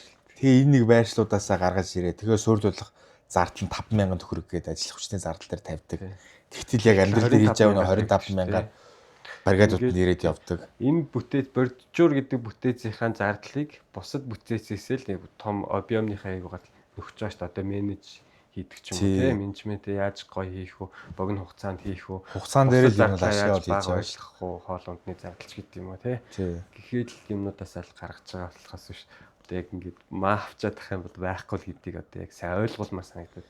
Салбараас өмнө юм бол би намайг одоо ингээд юм хэлэх юм бол хүмүүс чи энэ нөхөр худлаа өөрийгөө хамгаалж байна. Ангууд би одоо зүгээр хэлмээр одоо энэ хувийн хвшлүүд байна те манай замын компаниуд эдрээс илүү туу хоолойгоо хүргээсэл гэж боддتي. Тэгэхээр одоо би ингээд өчнөө тайлбарч хэлсэн те бүх юм дээр хашлага юм байна. Чулуугаар хийх юм бол чи олон урт хугацаанд өөр ашигтай. Тэгээ энэ дээр байж байгаа зардал гэх юм бол эн чинь ерөөсөө тийм одоо яг үнийг хэлэхэд хашлага маань төсөвдөр тавьж байгаа нь авж байгаа үнээс бол хамаагүй бага бараг алдагдлалд ороод зур хурдан шиг игээд хашлахгүй бол замын команд илүү дуртай байх. Харин тий. Хурданч дуусах. Хурданч дуусах байх. Гэтэл ингээ иймэрхүү гар ажил ихтэй ажлууд ч юм уу те. Ер нь юм байдаг. Хувийн хвшлийнхэн илүү ярил хүмүүсүүлийг хүрх юм болов гэж би боддتي.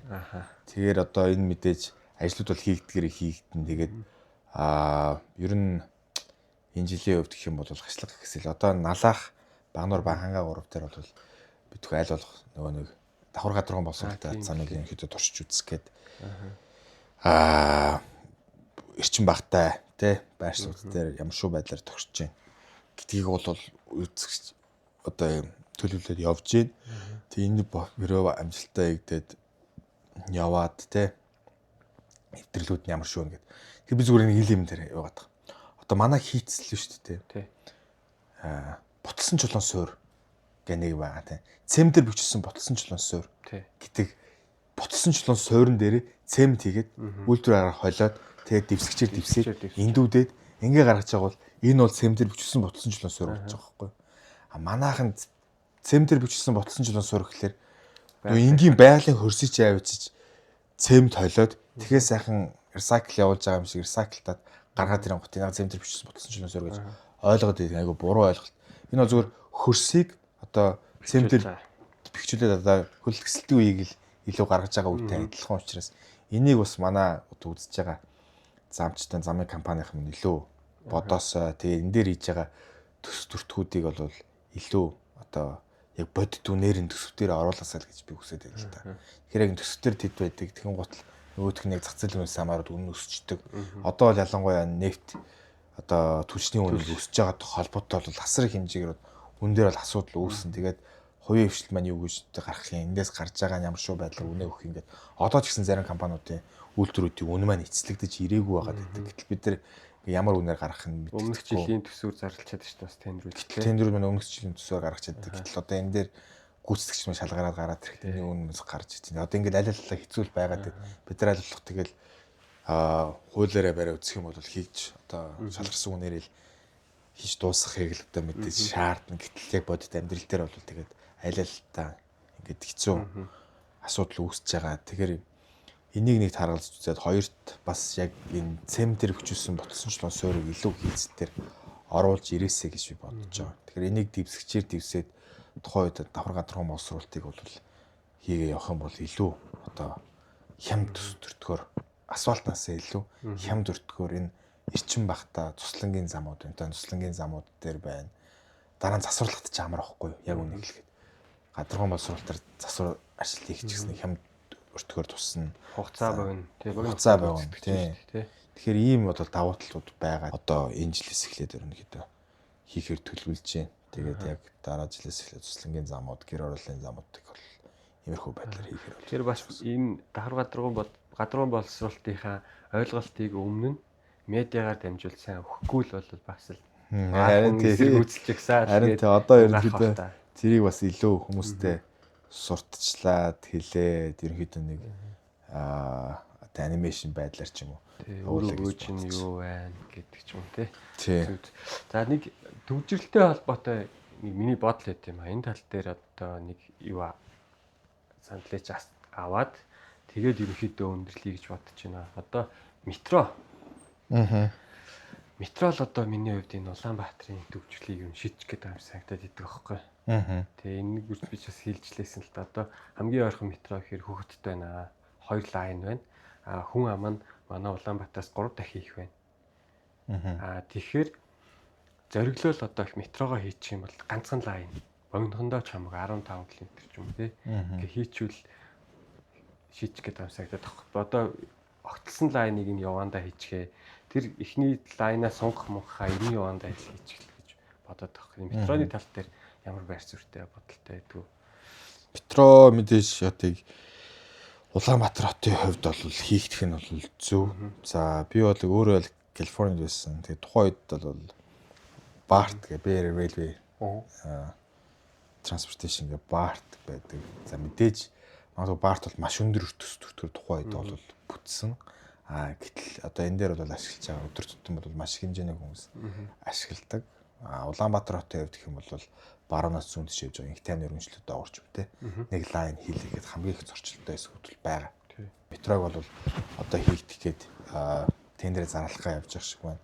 Би бол өөрөө яг хариуцаг болохоор сайн ямар процесс тавьж байгааг бол сайн мэдэхгүй байна. Ер нь бол хийгдсэн зөв. Метро хийгдэж дуусаад гэтээ бид нар аль аль опшнуудыг л аль аль та байлгаж байх хэрэгтэй юм байл. Зөв нэг юм харахад бид нар ингээд тээврийн эрслийн одоо автосан машины төлбөр гэж ярьж байгаа шүү дээ. Автосан машины төлбөрийг яагаад нэмэгдүүлсэн бэ гэдэг. Нэмэгдүүлэх гэхлээр замаацсаа ч гэдэг байхгүй. Замаацсаа гэж юу нэмэгдүүлэх гэдэг юм бэ гэдэг нэг асуудал гарч ирж байгаа. Гэтэл ингээд за авцаа машины төлбөрийг нэмэгдүүлээд ирэх юм бол хүмүүс нийтэн тээвэрлүүлээ зорчоо нийтэн тээврэх. Автобусаа шинжилээч гэх. Автобусаа шинжиллээ. Замаа заслаа. За одоо тэгээд энэ яах аргагүй энийг ингээд яг хөрөнгөний менежментээр л гарч байгаа юм л та ингээд. Одоо энэ бид нар шинжилсэн 2024 онд ингээд бонд босгоод шинжилсэн замууд маань насжилтан дандаа 10-аас дээшжилтэй. 10 жил ямар ч гар хүрээгүй. За хамгийн одоо олон жил гар хүрээгүй нэг таймнэр өнчлөө. 18 жил нэг ч гар хүрээгүй. Тэгэхээр 18 жил баг 20 жил нэг ч гар хүрээгүй нөгөөх нь бүр маш их хэвтрэлд ороод юу байгаад идэг. Гэтэл энэ замуудыг засахгүй болохоор энэ замууд эвдрээд бүр хийцлийн эвдрээд суураар нь солиод ингээд засварлаа шүү дээ. Сая ч гэсэн суураар нь солисон. Асар их хэмжээний зардал өгдөг. Маш тий бага эвдрэлтэй байх үед нь ч юм уу тий 3 сарын ээлжсүр байдлаар ингээд хүчлэлтүүдээ хийгээ явах юм бол бид нар маш бага зардлаар насжилтаа уртсгаад тий энэ юунаас болж эвдэрч байгаа гэдэг шалтгааныг нь олоод ингээд гаргах юм бол боломж нь үүсэж байгаа. Тэгэхээр бид нар хөрөнгөний менежмент систем хэрэгтэй болчихж байгаа. Яг энэтэй адилхан бид нар ингээд одоо 20,000 төгрөгөөр ч юм уу тий авцсан машин төлбөр байгаад явж исэн бол бид нар 18-аас 20 км зам л засна. Жилдээ 18-аас 20 км зам засахад өнөөдөр Улаанбаатар хотын авцамын сүлжээний урт 1281 км болсон байна тий. Ойролцоогоор бид нар 1.2% ч хүрэхгүй тий хэмжээтэй замаацад 98% нь ингээл жил болохоо ингээл илэгдэл хорогдлоор ингээд эвдэрсээр байгаад дахиад 10 жилийн дараа гэхэд бид нар дахиад хэдэн зуун тэрбумаар магадгүй 500 тэрбумын бонд босгоод замаацсан нөхцөл байдал бий болчихж байгаа байхгүй. Тэгэхээр бид нар одоо энэ замуудыг яаж төсвийг ингээд зөв зарцуулах вэ гэхээр нөгөө ромдасаар одоо laser crack measurement системийг оруулж ирээ SMS-ээр ерөнхийдөө замын одоо өнгөрсөн 7 оноос эхлээд бол явж эхэлж байна. Одоо нийт Улаанбаатарын замуудаараа замынхын чанар байдлын нөхцөлийг аваад энэ дээрээсээ ингээ бүр төлөө гаргаад 5-аас 10 жилийн яг төлөвөө гаргаад энэ замууд дээр ийм ажлуудыг хийгдэх шаардлагатай байна гэдэг. Тэгээ хөрөнгөний менежмент системийг ашиглаад замаар үсгчийн тогтолцоороо орё гэдэг бодолтой одоо ажлуудаа хийгээ явж байна. Ромдасын машин танаар байгаа тий хөгжлийн дүүднийг байгаа гэсэн. Тий хөгжлийн дүүд байна. Төгжилтэй холбоотой метроноос гадна дахиад нэг асуулт байгаа байхгүй. Одоо метрог болохоор хамгийн ойрхон жишээгээд Хөхөтөр жишээ авлаа шүү дээ. Тэрнтэй адилхан одоо энэ хоёр төвшний уулзууруудыг хамгийн ойрхон хот буюу энэ Улаанүдэр жишээ амар байна л да. Тэгэхээр ихэнх төвийн ихэнх хэсгүүд нь л одоо миний харснаар хоёр төвшний уулзуурууд, нэг төвшний уулзуур бараг л байхгүй санагдсан байхгүй. Тэгэхээр ерөөсө төгжрөлгүй дахиад авах санагдаад байсан. Тэгээд Улаанбаатар хот ч бүхэл баг уулзуурууд нэг төвшнийхэн шүү дээ тий. Тэгэхээр хоёр төвшнийг болгох юм бол төгжрлийг нэлээд бууруулах гэдэг санагдаад байгаа. Тэгээд хоёр төвшний уулзуур хийгээд ихтэл барилгууд ингээд барьцсан. Хоёр төвшний уулзуур тэр рампуудыг хийх орон зай байхгүй юм санагдаад байгаа байхгүй. Тэгэхээр энэ тал дээр одоо газрын даргын хувьд ямар бодолтой байдгийг хоёр төвшний уулзуур ер нь төлөвлөж байгаа юу? Рамп бол асуудал байхгүй. Рампыг бол яаж ч хийж болно. Гүүрэн байгууламж дээр ирэх юм бол хаанаас хаашаа ирэлт вэ гэдэг л айгүй том юу болчиход байгаа. Асуудалч байгаа. Тэгэхээр манай олон түвшний огтлол хийх шаардлагатай. Гэхдээ ямар байршил дээр вэ гэдэг байгаа байхгүй. Одоо зөв инх таймны өргөнчлөлөд ирэхэд одоо инженерчлэгийн газрын орлогч дарга байсан мөнх жаргал гэж залуу байгаа. За инхтер дарга байна. Одсрын дарга байна. Тэ бид нар бол ерөөхдөө тухайн үед бол олон инх таймны өргөнчлөлөд дагуух одоо нийт замын ачааллыг үзэх юм бол нэг уулзууруудын ачааллууд нь хэдэн машин цаг өнгөрч байна гэж тооцоолол гаргаж байгаа. Хотын төгжил чи юунаас идэвхлээр энэ уулзуурууд байгаа учраас энэ дээр нэвтрүүлэх чадвар маань нэг 800 машин цаг ч юм уу те цагт 800 машин нэг игнээ нэвтрүүлнэ. 3 игнээ гаргаад ирэх юм бол 2400 уулдаг ч юм уу ийм байдлаар ингээд тодорхой хэмжээний тоотой байгаа те. Тэгтэл энэс хэтрээд ирэхлээр ачаал нэгтэй ирэхээр төгжрөл бол үүсэж байгаатай яг адилхан байхгүй. Өнөөдөр бүхэн өргөг одоо юу зүүн дөрвөн замыг олон түвшний огтлцтой болгоё гэж яриад байгаа шүү дээ. Гэтэл ингээд олон түвшний огтлцод болголоо. Окей. Гэтэл яах вэ? Бүхэн өргөн дээр ирэл нөгөө төгжир чинь дахиад байдгаар л байж байгаа байхгүй. Дээдлийн сансрын тойрог. Тий. Нарантуулын уулзуур. Нарантуулын уулзуур. Энд дээр ирэл бүгдээрээ ингээд төгжрөл нь ингээд нэг энийг нь шийдлэх гэсэн дараагийн дээр очиод ялгаа авахгүй байж байгаа. Олимпийн гүр мэдээж төгжрлэг бууруулсан. Гэхдээ гараад ирэхэд төгжрөл нь хаана байсан? Шангрилагийн уулзуур одоо өмнө байсан төмөр зам дээр байсан бол тэр нь алхасаад Home Plaza дээр л байх жишээ.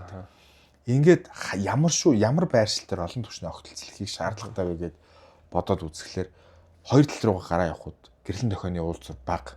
Энэ байршлууд бол урсаад явчихна. Ялангуяа хайсан уулзар бол нэг төрлийн шаардлагатай. За зурагчлалын ажлууд төр бол тооцоололоор явж байна. Гэтэл ингээд энэ дээр авах газар зүйн байрал нэг шалтгаалж байгаа. Дагуу налаа ямар шүү байдлаар орж ирэх хөвтэй зайсангийн гүрлөө орж ирэхэд маш налуутай байдаг те.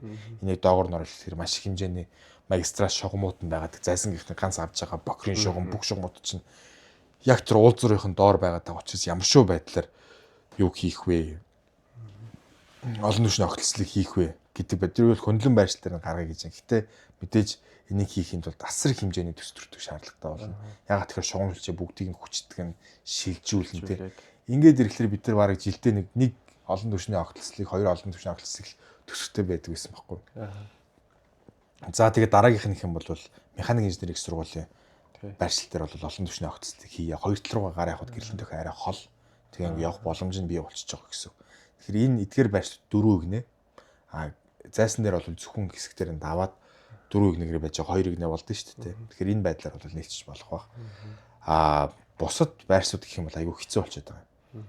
Олон түвшний огтлцлыг хийсэн ч гэсэндээ дараагийн ингээ гэрлэн дохионы байршилч айгүй богинохон ч юм уу ингээ ойрхон болоод ирэхлээр буцаал дараагийнх дээр төгжрөхлээр төгжрлийн уртл нэмэгдэнэ гэсэн үг. Одоо яг энэ байршлууд дээр.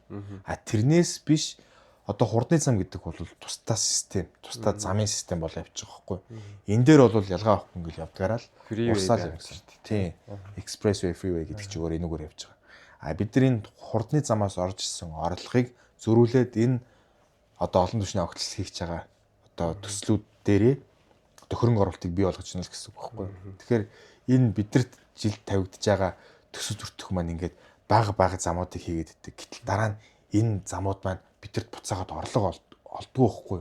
Тэгэхээр бид нар орлого олдог төслүүдээ эхэлж хийя. Хот ингэж бид нар эдийн засгийн үр ашигтай байя гэдэг байдлаас энэ хурдны замдаа бүсэж хангалаад хурдны замаа хэлээд энэ 2 жилдээ барьж дуусгая. Үүний дараагаас эхлээд нөгөө бусад төслүүд маань хэрэгжиж явах те. Энэ боломжууд нь бий болно гэдэг байдлаас л иш орж гэсэн. Тулуурдаа ордны замыг ашигласнараа бас нөгөө зам ашиглагч жолооч нараас ч гэсэндээ төлбөр төлдөг механизмээр соргож байгаа бас нэг систем болж болно тий. Одоо манайхад ч ингээл ирдэ шүү дээ нэг Америкт ийм гоё байна гэлээд. Гэтэл Америкт бид нар маш их хэмжээний мөнгийг бол яг бензинээс нөгөө чинь бутархаа нь болохоор бүгд замын сан руу орж идэг те. Километр явах ч гэсэндээ тэгэл бид нар бензин хийдэг машин бол их бензин их мөнгө төлнө. Баг гэдэг бол баг. Гэтэ ямарс их явж ивэл их төлнө гэдэг ийм байдлаар л төлөө явж байгаа. Одоо зүүн Европ ч юм уу эдгээр байдлаар бол яг тогтмол одоо төлбөр манай Монгол шиг авцсан машин төлбөр гэдгээр авдаг те. Яг иймэрхүү байдлуудаар бол ялгаа байхгүй аваад л явж байгаа. Гэтэл ингээд Япон бол хамгийн өндөр авцсан машин төлбөр авч байгаа те. Японы зам маш гоё байдаг. Яг тэгэхээр энэ чинь татвараа маш сайн төлж जैन. Тэгээ энэ дэр татвар их байна, их хэмжээний мөнгө орж түүнийхэн дагуу стандарт бага одоо өндөр байгаад идэг. Гэтэл яг ингээ Улаанбаатар хотод юу зүгээр улсын замын сан гэдэг бол 1000 төгрөг төлж байгаа байхгүй. Асар бага мөнгө. Гэтэл эн чинь 7000 гаруй км хатуучилтаа автцсан байгаа. Энийгээ засах гэхээр мөнгө нь хаанаач ирдгүү. Ингээ замууд нь эвтрээд идэг. Магадгүй 10 жил болсон. Гэхдээ энэ дээр зайлшгүй засвар хийхгүй бол мэдээж 10 жил болсон зам бол дахиад эвтрэн шүү дээ. Тэгэхээр энэ дээр бол автсан машин төлбөр ч юм уу те хураамжуудыг бол зайлшгүй нэмэгдүүлэх бол миний хувьд шаардлагатай гэж хардаг. Тэгэхээр бид нар энэ замаа засах мөнгө нь зам ашиглаж байгаа одоо тээврийн хэрэгслээс хамаарат орлого нь хангалттай төвлөрж бид нар энэ зам дээр хийж байгаа менежментийг хийх боломж нь бүрдэнэ л гэж бодож байгаа. Тэрнээс бид нар ингээд мөнгө нь хөрөхгүй байдал дээр өөр хизээ хаанаас ямар мөнгө орж ирэх нь мэддэхгүй. Иймэрхүү байдлаар бид нар хизээж урт хугацааны төлөлтийг бол хийж чадахгүй. Нэг хийсэн ч гэсэн тэгээд тэр нь биелэх боломж айгүй багтаа болж байгаа. Тухайн жил 10 ороод ирдэг, дараа жил нь 20 ч юм уу тэгэхээр буцаа 5 тэрбум болдог. Ийм байдлаар ингээ хэрвээ явбал ямар ч нэг тогтвортой буюу одоо sustainable юу болж төлөлт болж чадахгүй л ч гэдэг. Одоо нэг юм тодорхойлчих. Метро гэж ярьсан шүү дээ тий. Метро хийх боломжгүй гэж хүмүүс яриад байгаа. Одоо энэ нийт мэдээлэл хэрэгтэй байгаа. Та өөр яг энэ civil engineer хүний хувьд тий. Метрог яаж хийдэ? Одоо зүгээр ингээд газар ухаад зам барих, барилга барих гэхэд зөндөөс чухам сүлжээнүүд байгаа байхгүй тий. Энэ бүх юмыг яах юм гэж хүмүүс бодоод байгаа. Гэтэл метро чи хэр доогоор явдаг лээ гэдэг энэ талаас нэг тайлбарлаад байна. Метро одоо метрог ер нь эхлээд метрогоо хийчихэд хотоо барьдаг уу? Хот байгуулагдаж тэнд иргэншил үүссний дараа метро барьдаг үстэй. Тэр нь зөв. Иргэншил иргэншилж одоо юм. Тэгэхээр хүн ам ихсээ дэрэнгуут тэгэл ирэлттэй тааруулаад ирэлттэй тааруулаад ямар ч юм бүтээн байгуулалт хийх гэдэг тодорхойлдог. Тэгээ метро ч гэсэн ялгаа байхгүй.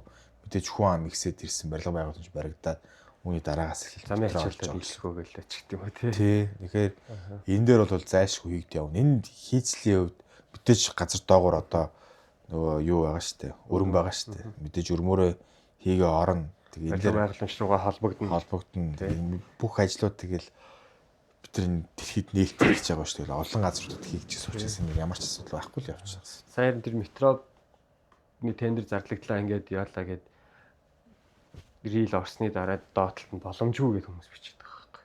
Тэгэхээр нь бас тодруулж тэр хүмүүс л гэж бодож байгаа шүү дээ. Тэгэхээр тэр хүмүүс бүх юм одоо боломжтой. Маш сайн судалт тэгээ боломжтой гэдэг ойлгох байгаа л. Баригдсан барилгын доороос хүртэл ингэ холбогдож штэ одоо метроны стейшнүүд ч тий. Бүхэл газар хийгдэж байгаа юм. Тэгээд Монголд л боломжгүй болдог юм гэж байхгүй шүү дээ. Гол нь бол тэр хот байгуулагдсны дараа метро хийгдэж байгаа шүү гэдгийг ойлгох хэрэгтэй. За, ерөнхийдөө өндөрлөе.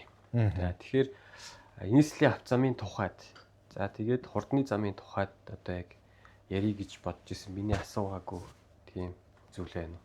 Тэгээд хэлээд өндөрлөе төхөө. Улаанбаатар хотын мэдээж Улаанбаатар хотод хийж байгаа бүтээн байгуулалт бол маш их богино хугацаанд одоо яг 4-5 тэ 4 сарын 5 дээрээс 5-наас өрнөхэд ажлууд бол энэ жилийн үед бол эхэлсэн. За тэгээ мэдээж ингээд өнөөдөр Улаанбаатар хотод хийж байгаа зам хөдөө оронд хийж байгаа зам хоёрыг харьцуулах юм бол Улаанбаатар хотод хийж байгаа зам бүх хүний нүдэн дээр ил. Энэ дээр бол одоо ялангуяа сошиал орчин дээр ингээд тийм одоо тий ингээд маш их хэмжээний ингээд юм хэлцүүлэгч юм уу нэг нь ингэж юм уу тий мэдээлэл ингээд тарах ийм байдал бол маш элбэг болцсон. Тэгээ маш олон хүний нүдэн дээр хийж байгаа учраас бид хүн бол энэ аль дагаад бол бас давхар хяналтын систем болчдөг. Энэ нэг илүү байгаа. Гэхдээ яг ингээд хөдөө оронд хийж байгаа юм хаана юу гэж байгаа ч мэдэгддүү шүү дээ. Нэг бид дууссан байдаг ингэ гараад ирдэг. Гэтэл Улаанбаатарт хийж байгаа замууд бол маш төргөн шуурга хийхгүй болол тэр маш олон хүн амьдарч байгаа. За дээрэс нь 9 сарын 1 бол мэдээж хичээл сургууль гээд эхэлдэг. Инээс өмнө бид нар бол дуусгахын тулд бол маш хурдан хугацаанд төлөвлөгөөгөө бол маш сайн гаргаж бэлдээ явдаг. За одоо орон нутгийн чанартай зам ч юм уу те улсын чанартай зам дээр гэх юм бол магадгүй тэмдэг бол Улаанбаатарт бага бах те эвдэрлүүд гэх юм бол мэдээж эвдэрлүүдэд сайн явлаа. Гэтэл Улаанбаатар хотын хэмжээнд хийж байгаа замууд гэх юм бол явган зам орж иж, гэрлэн дохио орж иж, хайс орж иж те маш олон тоноглоодын хэмжээнд орж идэг. Энэ болгон дээр ингээд гаргаад ирэхэд энэ болгон дээр төсөв бодогдно. Зарим ногоон байгууламж тогтчлт руугаа орох жишээд те. Ингээ ороод ирэхлээр манай яг энэ төсвийн систем маань өөрөө айгүй юуг болчтой ялт харилцан адилгүй. Тэгэхээр замын төсвөр бодох юм уу, барилгын төсвөр бодох юм уу, нормоор бодох юм уу гэх. Ингээ энэ дээр хоёр дээр ингээ асуудлууд айгүй их байгаад идэг. Тэгэхээр энэ дээр илүү анхаарч явах хэрэгтэй юм болов төсвүүдэд төсөв зохиож байгаа ч гэсэндээ тий аль аль талаас нь бодолцож явах хэрэгтэй байх. Тэгээ хурдны зам тойрог хурдны зам энэ дээр бол мэдээж иргэдтэй бол аль нээлттэй бай гэдэг Tool Express гэдэг пэйжийг бол нээсэн. Энийг маань одоо манай замынхан маань илүү дагаасай тэндээс бол яг бодит мэдээллүүдийг яг үнэн мэдээллүүдийг бол Tool Express гэдэг пэйжээс илүү аваасай. За тэгээд мэдээж хурдны зам хэрэгжснээр бол төвжирлийг бол бууруулад гэх юм бол Улаанбаатар хотын төсөв дээр ч гэсэн эдийн засгийн хэвтгээс асар их одоо хөрөнгө оруулалт байдлаар орж ирнэ гэсэн. Ягаад тэгэхээр өдөрт нэг 180-аас нэг 197 мянган тээвэр эрсдэл орчлоо гэхэд нэг магадгүй жилдээ 360 тэрбум тий төгрөгийн хөрөнгө оруулалт орж ирлээ гэхэд энэ чинь өөрөө 100 сая доллар болчихж байгаа байхгүй юу. За одоо нэг нийслэлийн замын сангийн хөрөнгө гэх юм бол нэг 100 тэрбум бол цугларч байна тий. Тэгэхээр энийг ингэ нийлүүлээд ирэх юм бол бид бүхэн дараа нь ингээд эдийн засгийн орлогоо солонгоруулахгүй болохоор одоо бид нар нийслэлийн төсөв юунаас бүрдэж ийн гэхлээр аж ахуй нэгжийн орлогын албан татвар, хувь хүний орлогын албан татвар гэсэн хоёр юмнаас л ихийг нь бүрдэж байгаа байхгүй. Тэгэхээр энэ бүрдэж байгаа бүрдэлтээсээ илүү өөр одоо эдийн засгийн ямар нэгэн байдлаар одоо хураамжаас ч юм уу те зөвхөн хурдны замаас орж байгаа орлогоос олох юм бол бид нар энэ мөнгөийг зөрүүлээ дахиад дараагийн олон түвшний огтлцол барих энэ гүүрэн байгууламжийн төс төртөг энэ төр дээр ингээд зарцуулагдаад явж байгаа. тэр орлого маань юунаасаа туулын урдны замынхаа maintenance-с давсан орлого тий. Тийм. Тэгэхээр maintenance дээр бол бид нар мэдээж мөнгө нь орж байгаа. Үүнээс даваад орсон орлого нь замаас нөр төвлөрөөд тэр нь зөрүүлээд Улаанбаатар хийж байгаа бусад бүтээн байгуулалтуудынхаа санхүүжилт болно л гэсэн.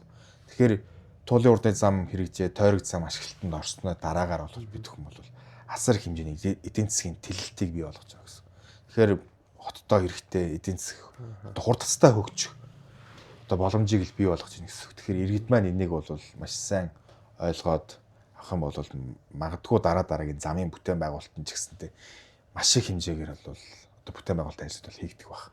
Туулын урдын зам хийж дууссан дараа. Тэгэхээр энэ маань өөрөө магадгүй шинжилгээ ажлууд яаж явагдах юм те. Зам хариуцагчийн тогтолцоогоо бид бүхэн ямар шүү байдлаар явуулах юм гэхээр бол яг энэ бодлогын чанартай асуудлууд дээр бол одоо энэ жил иргэдийн урлаараа батлуулж, журмаа батлуулахаар бол төлөвлөж байна. Тэгэхээр энийг хийгдсэний дараа хийж байгаа гүүрэн байгууламжууд руу илүү орох бах. Тэгэхээр олон түвшний огтлцууд дээр илүү орж ажиллана. За тэгээд мөн хотыг аль байдлаар дэлгэх үү, гэр орооллын доторх хавцаамуудыг бол давхар гадаргуун боловсруулалттай арай хямд өртгөөр 1 км ойролцоогоор 360-аас 500 сая төгрөнд бол багтах хэмжээгээр бол гарах болов уу гэж би бол төсөөлж байна. Одоо яг энэ барилгын ажлыг дээр тэрхээр ямар ч асуудал үүсгэх нь тий. Тэгээд мөн туслангийн замуудыг ч гэсэндээ мөн ялгаа байхгүй давхар гадаргуун боловсруулалтаар бол хийгдэх бол хийхээр бол төлөвлөж байна. Ингээд хямд өртгөөр гэр орооллын замуудыг бол энэ хүчлэлтэй болгоод за мөн гүүрэн байгууламж олон түвшний замуудыг илүү төлхөө барьж байгуулахаар бол төлөвлөл ажиллаж байна. Тэр олон нийтэд тэр ойлголтыг эхнээс нь зөв өгж байгаад ажиллаа эхлүүлэх нь зөв юм шиг байд гэж хойгооны үднээс тэгж харагдаад байгаа. Тий. Одоо боржуураас өсвөлээл. За өнөөдрийн дугаарт хүрэлцэн ирж оролцсон. Одоо найздаа баярлалаа. Тэгээд ажилтны амжилт хүсье. Баярлалаа. Тэг өөрж оролцуулсанд тэг бас ингээд энэ нэг одоо манай замын салбарын ч гэсэн илүү сонсдог байх. Тэгээ энэ дээр бол өшөө олон төчтийг аваад тий ямар шүү асуудал өрн чи юу дээр шийдвэрлэх талаас нь хүмүүсээ өргөөсэй. Амжилт хүсье. За баярлалаа. За.